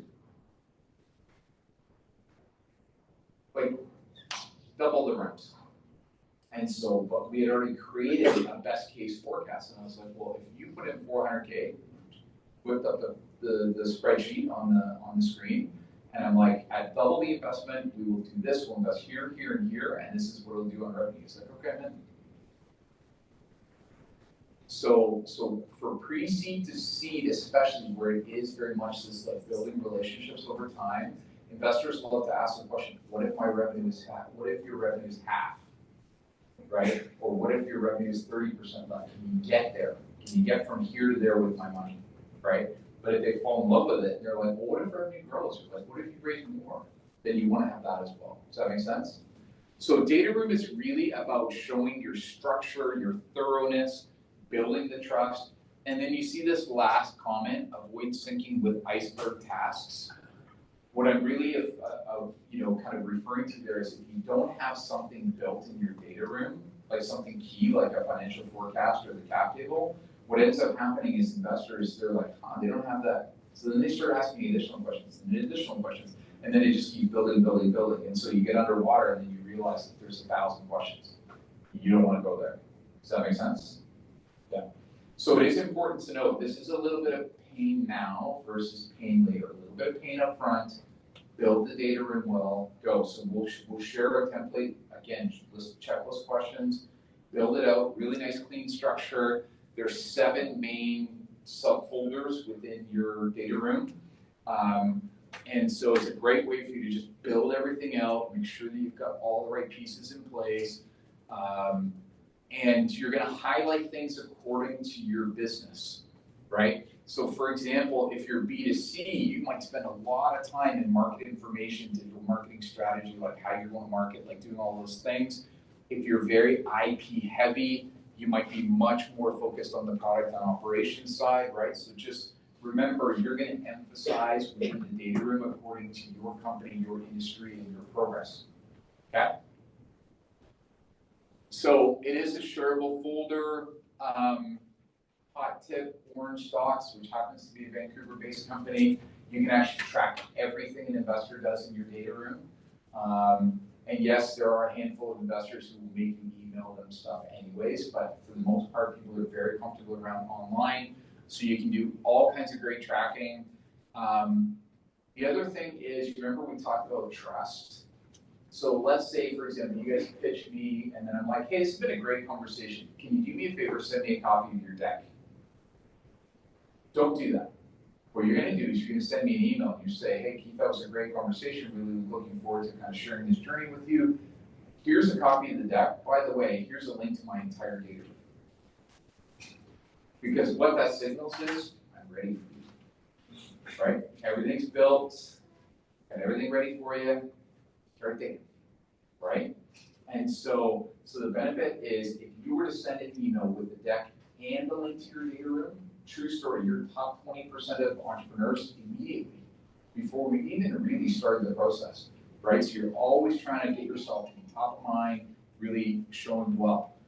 The other thing too is you'll get 100 questions in Q&A, right? Like I might ask a question in a pitch, or you know, in our second meeting, I'll be like, hey, can you provide this? Can you do this? What about this? What about that? Like, you know, every investor is asking you questions. Create an FAQ doc, track all of the questions with your answers. Because then the benefit is like if I ask you a question, you could say, actually, I have an FAQ doc. The answer to that question is here, number 13. By the way, this is linked to the entire FAQ doc, so you can see every question that everybody else has asked and my answers. Trust, right? Okay. Now, NDA, I want to talk about an NDA because this is a contentious topic. It was a contentious topic in 2002 when I became a CEO for the first time. It's still a contentious topic. Do you ask investors to sign an NDA? And the answer is no and yes, right? And I'm going to try and explain it in the way that I know it. If you're heading into a first meeting, you don't ask people to sign an NDA. You're providing high-level information about the company. It is a marketing sales pitch, right? So you're not giving them all the details. You're just saying, hey, at a high level, this is what my company does, and this is who we serve, and this is how we're unique. And wouldn't it be great if you invested in my company? Please and thank you, right? Like that's basically what we're doing in that meeting. So it is important to note that if you feel that you need to share, like you need an NDA to even share like in the first like 1 or 2 conversations, typically speaking, one of 2 things are happening. The first one is that you probably have too much technical detail in your pitch. So in other words, you're revealing too much too soon, so you need to take it up a level, right? The second one is that you're slightly diluted, which is fine. I was there once too, right? And the premise is you're like, hey, my idea is like so unique. No one is doing what I'm doing, right? And so anytime you guys want to do that, I'm more than happy to get a cocktail. Last word is my favorite cocktail. And give me about 3 minutes, I can probably find 12 competitors somewhere in the world doing what you're doing. So, and I'm not saying that to be flippant. Remember, there's 8 billion people in the world. Someone out there is trying to do what you're doing, right? So the important part is to say, I will reveal enough early. Now, when you get into technical due diligence, it is quite common to have an NDA, especially if you have strong IP, right? So the important part here is this is where you want to get a bit of advice from your law firm about like what to reveal above and what to reveal below the NDA. Right? And it's very common to be like, hey, I've given you a bunch of information. Somebody's like, okay, I want to look at the source code. I want to do this. And you're like, hey, you want to look at the source code? Here's the NDA, right? So just to give some context. So generally, you never lead with an NDA, but you can follow with an NDA, especially if somebody wants to do deep technical. Okay, go ahead. What if an investor wants to look at your technology, so your code base and so on? Does that warrant an NDA? Totally. Yeah. If you're showing code base, NDA all the way. Okay. Yeah. Now I am making a comment. Like I do know some angels and some VCs who say I will never sign an NDA under any circumstances ever. Then you have to make a judgment call, right? And so that is. It takes a lot of courage to do that, right? So like a VC thing where people just don't sign NDAs. No, it's pretty common. I mean, the hard part with NDAs, so it's like I probably have, probably wouldn't be unreasonable to say I probably have 2,500 companies roll across my inbox every year. And so if I'm signing NDAs, it gets to be problematic. And I'm not saying that lightly. Like I get the desire to protect. Like I have a lot of respect for that. But at a certain point in time, who is checking all of my NDAs to make sure somehow I haven't accidentally stepped on somebody's toes? So like in those first cut conversations, it's just not even worth it, right? So, but when you get deeper, most investors that I know respect what is like in the source code. And so sometimes what they will do is they'll have an independent third party also do tech due dil, get that person to sign, and then they'll create like a high level summary and say, yes, this is legit, paraphrase. Okay, go ahead. Quick question, side topic. By the way, you should do last word at Poorhouse. It's pretty good.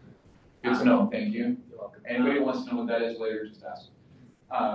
Question is, any advice when you're pitching to investors who may have invested in your competitors, so to speak? So the question that was asked is, how do you approach things if the investor you're speaking to is invested in one of your competitors?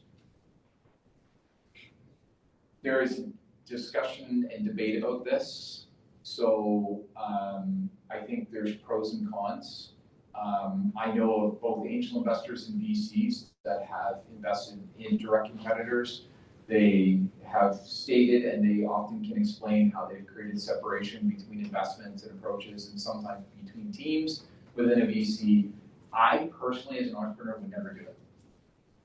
So, and the reason for me is because, how can I put it? I want to know that that investor is 100% tattooed my logo on their arm, committed. I want them, for lack of a better term, I don't know whether some other way, somebody will give me a better analogy. I want them to be a jealous lover. Yeah. Right? Like I want them to want to be with me 24/7, and they have no time for anybody else. And so if they're in a direct competitor, they're literally gambling which one of us is going to win, which in my opinion, knowing human nature, I don't see how they can be 100% all in both. It causes them to just pull back enough and say, okay, so who's going to win? And no, you're all in. So is there a better analogy than jealous lover? I'm sorry, I'm like, it's gotta be anyways. No, But you get it? I got that, but okay, so for example, we will be applying to Techstars, which is an accelerator of sorts, but also they invest. So, but they may have invested in our competitors. So then, how do you approach in that sense? Because they yeah, I mean, Techstars is an interesting beast, right? Because they run programs in about 35 cities around the world. They've been around since 2005. They might have invested in the company in 2007, 2012, 2017. So it is important to know that in the context of Techstars, what you're partially choosing is not the Techstars brand, but you're choosing the team that runs that program and their track record. So if that team invested in a competitor last year, I would think long and hard about it.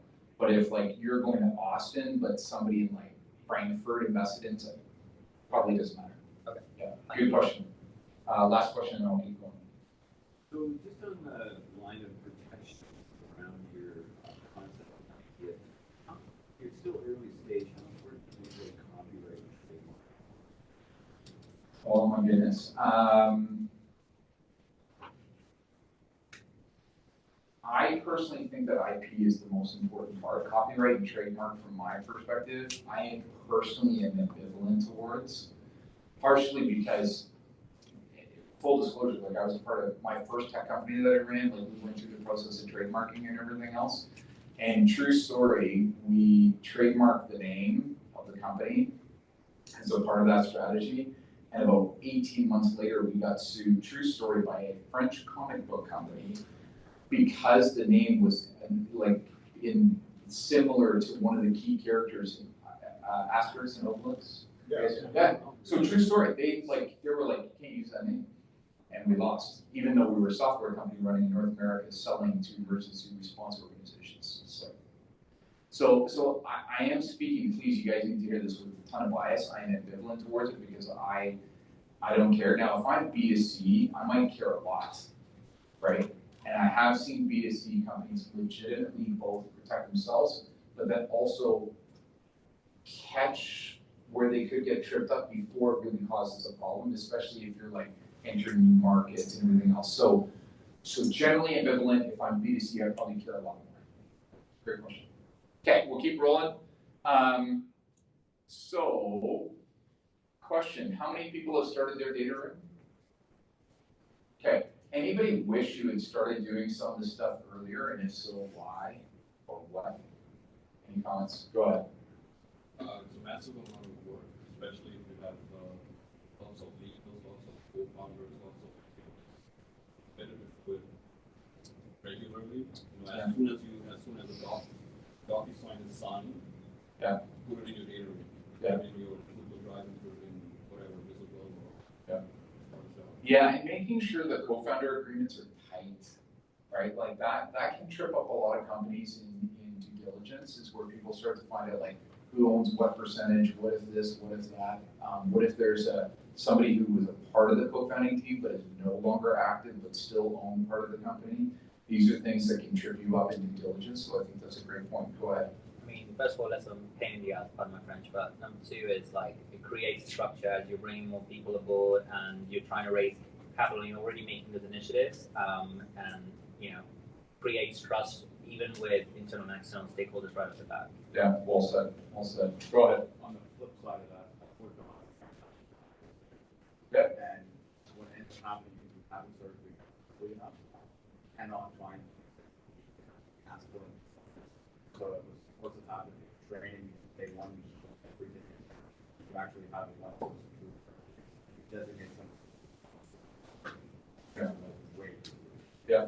Yeah, I think one thing that I'll highlight that, and I'll come to the next one, is if I ask you the question and I say, hey, share your data room, and you're like, absolutely, I'll get that to you. And then you're like, you get off the phone and you're like, gotta build my data room, like, or my cap table, right? And then you're like, okay, so you start working on the cap table and 2 days goes by, 3 days goes by, and you're like, you know, and then I, as the investor, now I have to decide, are you disorganized?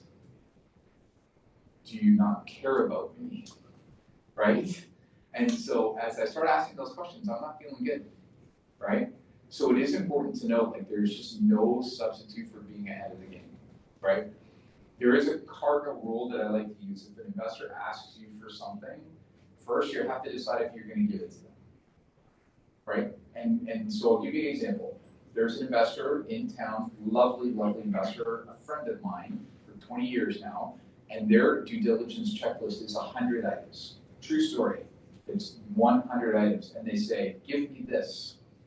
And so the look on your face is exactly the look I give, which is like, are you nuts? But the important part is that you can't just say no. But a lot of that stuff is templates. So you can go through the list and say, hey, listen, thanks for your list. Here's the 37 things that I'm going to give you. This block of 20 is actually not applicable to my business. This stuff is actually not applicable to my stage. And these things, I just don't really think you need it. Like it's fine, but you got to give them a reason, right? And then most people are like, yeah, that's fine, you know. But it is important to know you got to be ready. So your point about like creating that like one source of truth and having it ready to go is so key. Final comment.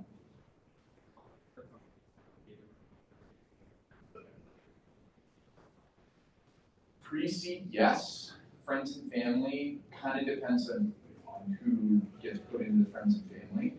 A lot of times with friends and family, people are like, you know what, you're my favorite nephew, like, sure, what do you want? Like, you know, go. But it is important to know, like, maybe I'm a CFA or maybe like I work at MNP, I'm an accountant by trade, then I would ask you for stuff, right? So you have to actually ask yourself the question, who am I asking in friends and family, and what is the chance they're going to ask? Does that make sense? Yeah. So, but in pre-seed, as soon as you go to an independent, objective, non-friend investor, you have to assume they're going to ask for the data. Yeah. That's why we always start with the checklist. The initial checklist is about 24 items. It is not exhaustive, but it's the core things that get you started, so then you can add to over time. Does that make sense? Great. Okay, I'm gonna keep rolling off the back. I have one version. Please. Are there free data room platforms that you recommend, and what kind of link are VCs expecting? So in terms of data room platforms, typically speaking, people are just using like Dropbox, Google Drive, like other kind of like online like folder platforms, super easy. Again, I recommend Orange Docs because it allows you to do tracking on every doc within, so you can see not only like did somebody access, but what file did they access, what page did they linger on, right? Like, so it can give you a lot of intel as to what's going on. And then level of detail is purely based on the angel. right? So again, as I said, I have a friend who has a 100-item DD checklist. That's their level of detail. Other people are, say, 12 things and mostly in between. So there's like a core about 24 things that every data room needs to have, and then you start to tailor accordingly. So for example, I was speaking with this gentleman earlier, you have 5 patent applications, so chances are he's also gonna have a doc which will list, here's the patent application, if it's published on the USPTO, here's a link to it, here's the title of it, like if you want more information, there's an NDA on the other side, that kind of stuff, right? Make sense? Yeah, great question. Okay, so we'll keep rolling. So getting started with your round, and for those who have actively been raising, this is your opportunity to take a step back, step up, see if you've got these things. So first, you have to like start to think about what are your goals. And so again, your goals are like, how much do I want to raise? But you also need to say, what is the minimum amount I will raise? It is very common in your first round. You'd be like, hey, I want to raise $1 million. But what if you get $750K worth of interest? Would you close the round at $750K? What would you do with it? What if you got an opportunity to raise 1.5, right? So these are the questions that we ask. But like, ask yourself these open questions, like who would you hire? What impact would you have? What success looks like? For some of you, it's users. For some of you, it's revenue. For some of you, it's IP. You need to think logically through those pieces, and I think that's very important. And then beyond the money, what do you need to get there? So the example I was giving earlier about the investor who, if they invest, they sit right beside you the next day. So that particular investor really understands franchise models. They're probably the smartest person in the Pacific Northwest on franchises. But if you're thinking about it and saying, hey, you know, what am I looking for? Do I need somebody who can open up new markets for me? Do I need somebody who can like help me get to those right VCs? You know, what are the pieces that I need to go through to really be able to win? And then, you know, where are the returns going to come from? I think this is very important. The majority of businesses,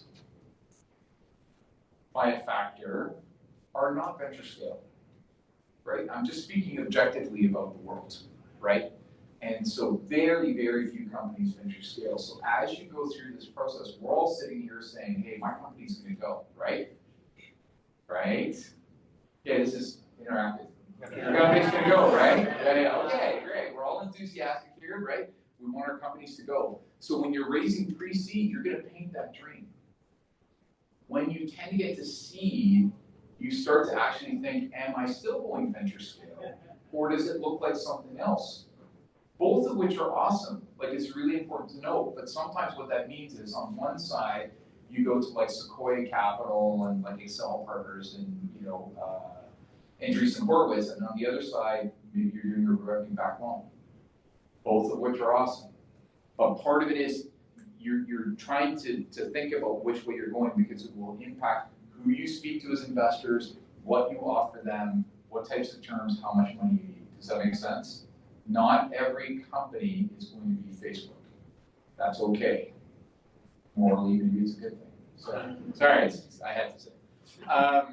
So there are key steps to get started. So for those who haven't raised, I just want to share this with you. So first, you have to set your goals. How much, and remember, your target, your minimum, and your maximum, right? Don't just peg a number because you might end up a little bit short and that could be okay, but you need to be ready for it, or you might go over and you need to think about the implications. Who are your ideal investors? We'll talk a bit about that in a minute. So then you're gonna identify your ideal investors. We talked about where to look. Guessed a little bit less so nowadays, but still good. I'm actually shocked at how many investors are now tagged as angel investors in LinkedIn. Like, LinkedIn is a very common place now for you to find angel investors. So do some sleuthing in there. Select a lawyer with experience. Make sure they're a startup lawyer, please. And then build your forecast. Now, I noted here 3 to 5 years. So I would say if you're pre-seed, it can be a 1-year forecast. 2 years is fine. You probably don't need to go as far as 3 to 5. But if you're past launch, you know, you've got some months in under your belt, maybe you're at a seed round, then you're definitely thinking about a 3 to 5 year forecast, right? I will say this, how many people are thinking to themselves, but the forecast is all gonna be made up numbers, right? Okay, fantastic. This was probably the thing that would cause me the most frustration the first time I was raising around. You know, I was like, you know my numbers are gonna be wrong, so tell me why you're asking me. You know, like that was my frustration, that was my internal turmoil, right? And so I talked to a bunch of investors, I can't remember, so it's a long week, I'm sure it was at the time. And I was, you know, talking to an investor, and he's like, so walk me through your numbers, like, and I must have blinked just a little too slow, you know? And he's like, you don't like that question, do you? And I was like, you know what? No. And I said, here's why. Like, I just like, I respect the question, but like, And he's like, I know you're wrong. He said, I want to understand your thought process. Like, do you understand your business, how your business actually works? Because I know it's wrong, but are the core assumptions, the levers that you pull in there, like, you know, for example, it's like conversion rate on ads or like churn rate. Like, do you understand what the key metrics are and have you baked them in? Like, he said, I don't care what the output is. I want to understand all the inputs. Do you actually get how your business works and what the key metrics are and what levers pull? So that if, you know, conversion rate goes up, this happens. If you raise twice the money, this happens, right? And I gotta tell you, it sounds simple, but at the time, I really needed somebody to say that. And so my encouragement to you is embrace your forecast, the front end of the forecast. What are the inputs? What are the key metrics? Who cares about the numbers on the other side? Does that make sense? You wanna be thoughtful in that process. It also pushes you, by the way, to find out, like, what are the industry benchmarks for your key metrics.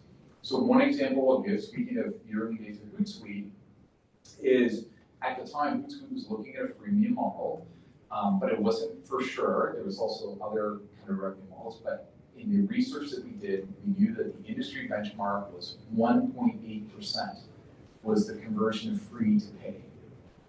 So then when we built the model, again, knowing we were probably going to be wrong, then we would say to investors, hey, the industry benchmark is 1.8. So when we launch freemium, we think we're going to be at 1.2 because we'll have just started and we need to learn. It'll take us about 6 months to get to the industry benchmark. And then here's the 3 or 4 really smart things that we're going to do where we think we can go from 1.8 to 2.4. So what we wanted to show is we did our homework. We have the humility to know we won't hit the benchmark the day we start. And we have the hustle to try and beat the market, right? And that was transformative in those investor conversations. And so that, you know, just to give you a sense, but what it also meant was that by the end of that process of doing that due diligence, like the Hootsuite team, like we really knew that was the one number we cared about. Nothing else mattered. Conversion from free to pay, and we poured everything into that. 3 months after we launched freemium, it was 9.8% conversion. 4x the market. So if you guys are wondering how Hootsuite grew, that was the number, right? It was that one thing. Make sense? Go ahead. Where you would put crowdfunding or how people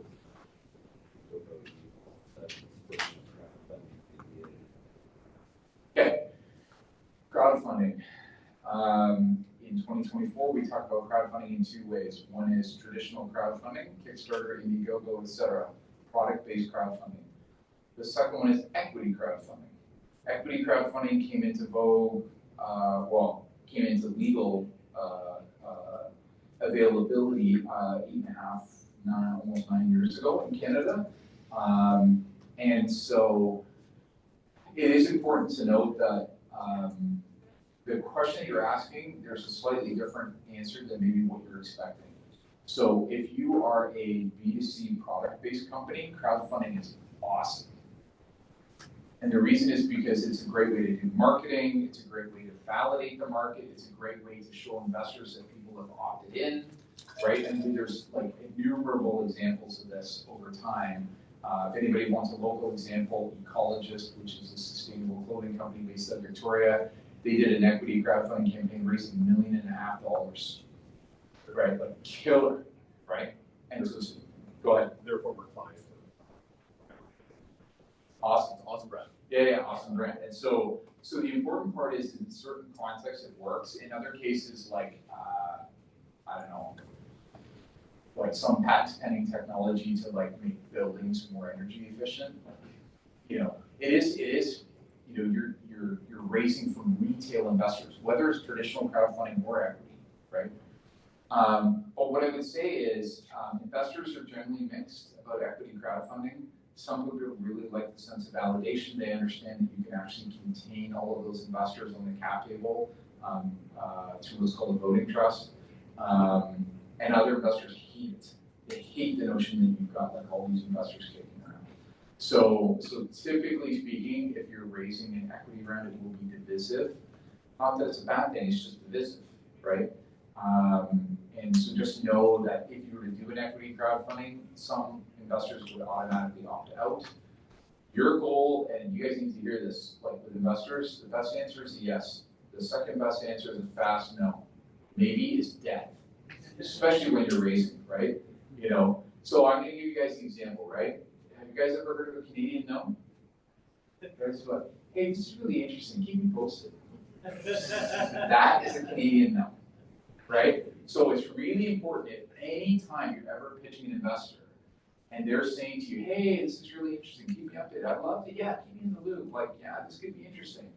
So it's really important with much love and a smile on your face, you gently put your heel on their throat and you say, hey, listen, I'm glad you're interested. Tell me what it would take for me to get you to a yes or a no. So true story, 35% of those investors will immediately say, you know what, yeah, you're right. It's okay, not interested. Thanks, do you know anybody who would be? Good, like don't waste your time, right? But the other 65, they would be like, well, so who's leading around? Now they signal to you they are interested, but they follow, they will never lead. Good, like then you can prioritize them. Other people might say, you know what, I'm really interested, but I'm not comfortable with B2C. Okay, let me work to make you comfortable with B2C. Or they might say, you know, I'm not really convinced of your competitive frame. Okay, I can help you with that, right? So it is important to note if anybody ever says maybe, you say, thanks for your interest. How can I get you from a maybe to a yes or a no? Make sense? Great, go ahead. I got 5 minutes. Okay, fast question.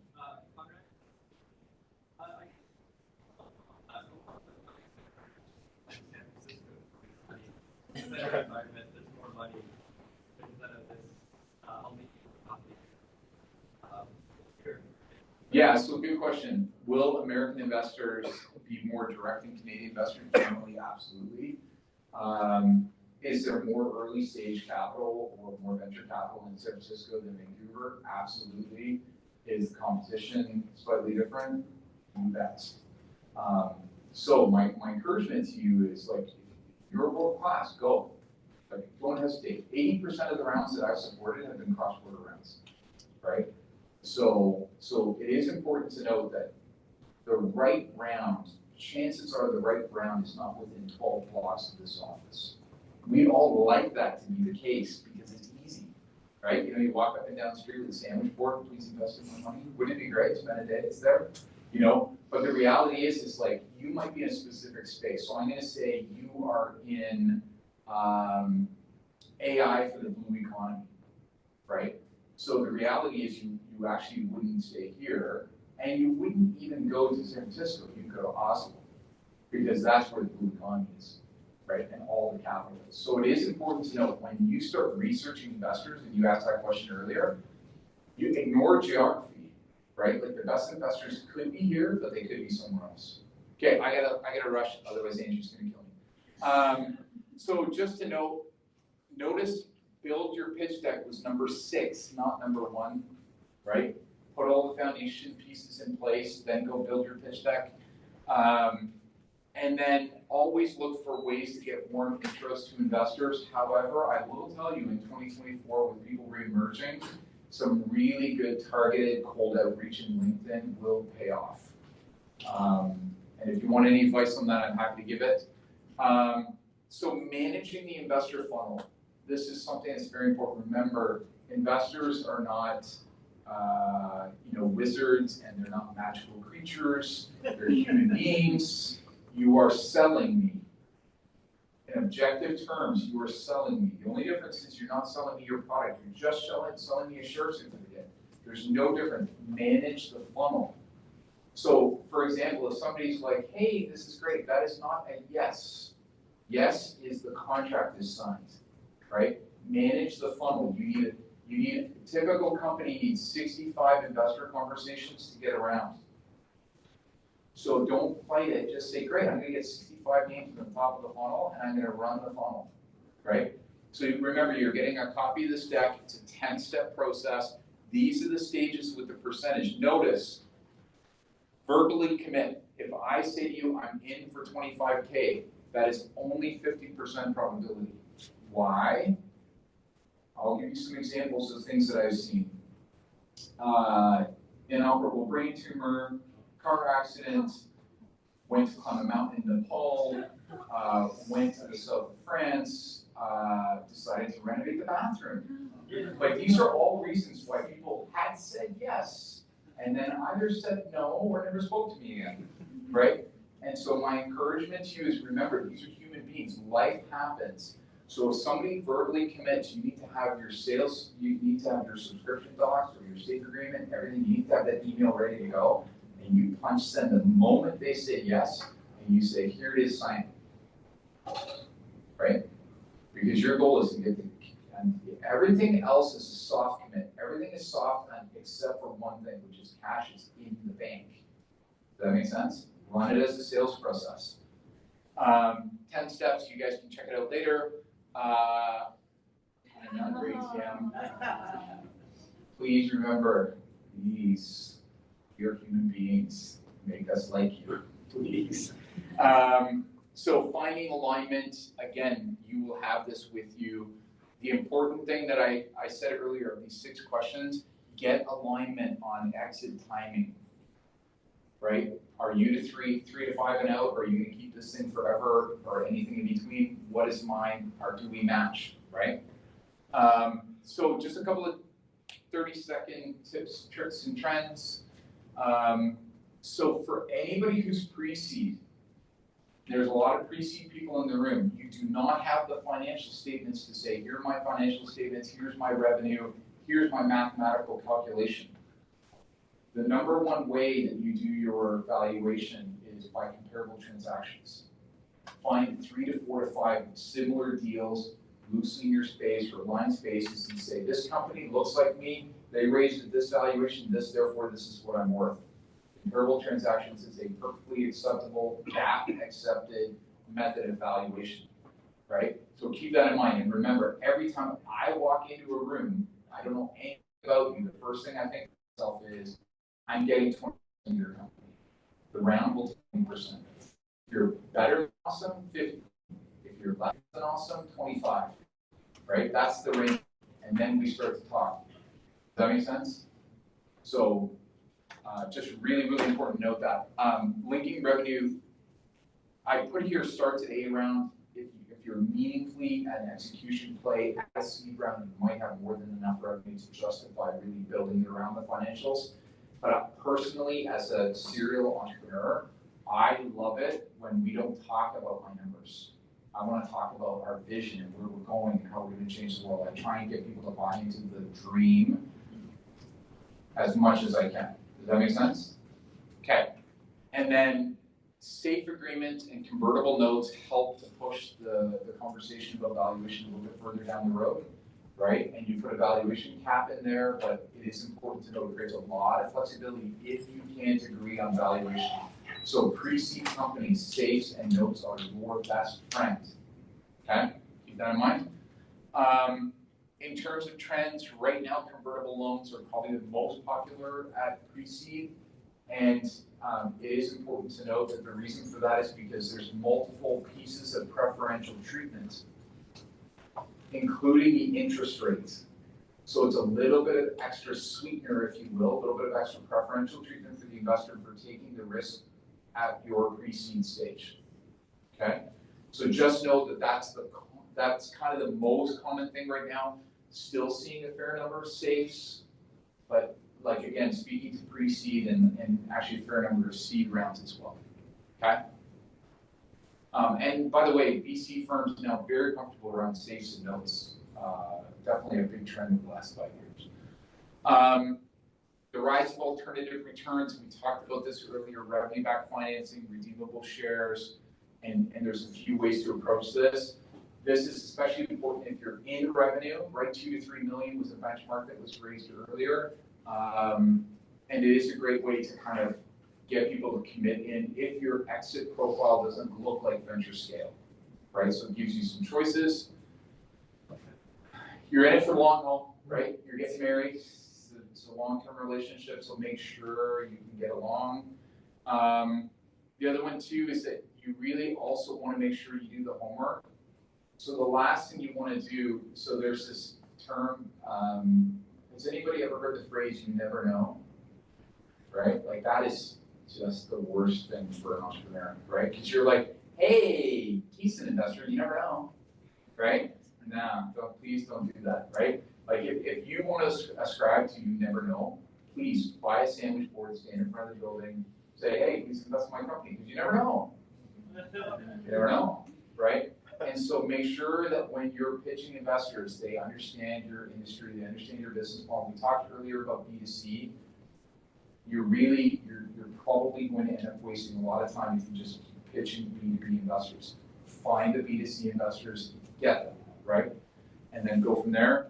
The other thing too is make sure you are driving the bus, right? So my encouragement to you always is, always have your term sheet ready to go, right? Don't wait for an investor to create the term sheet.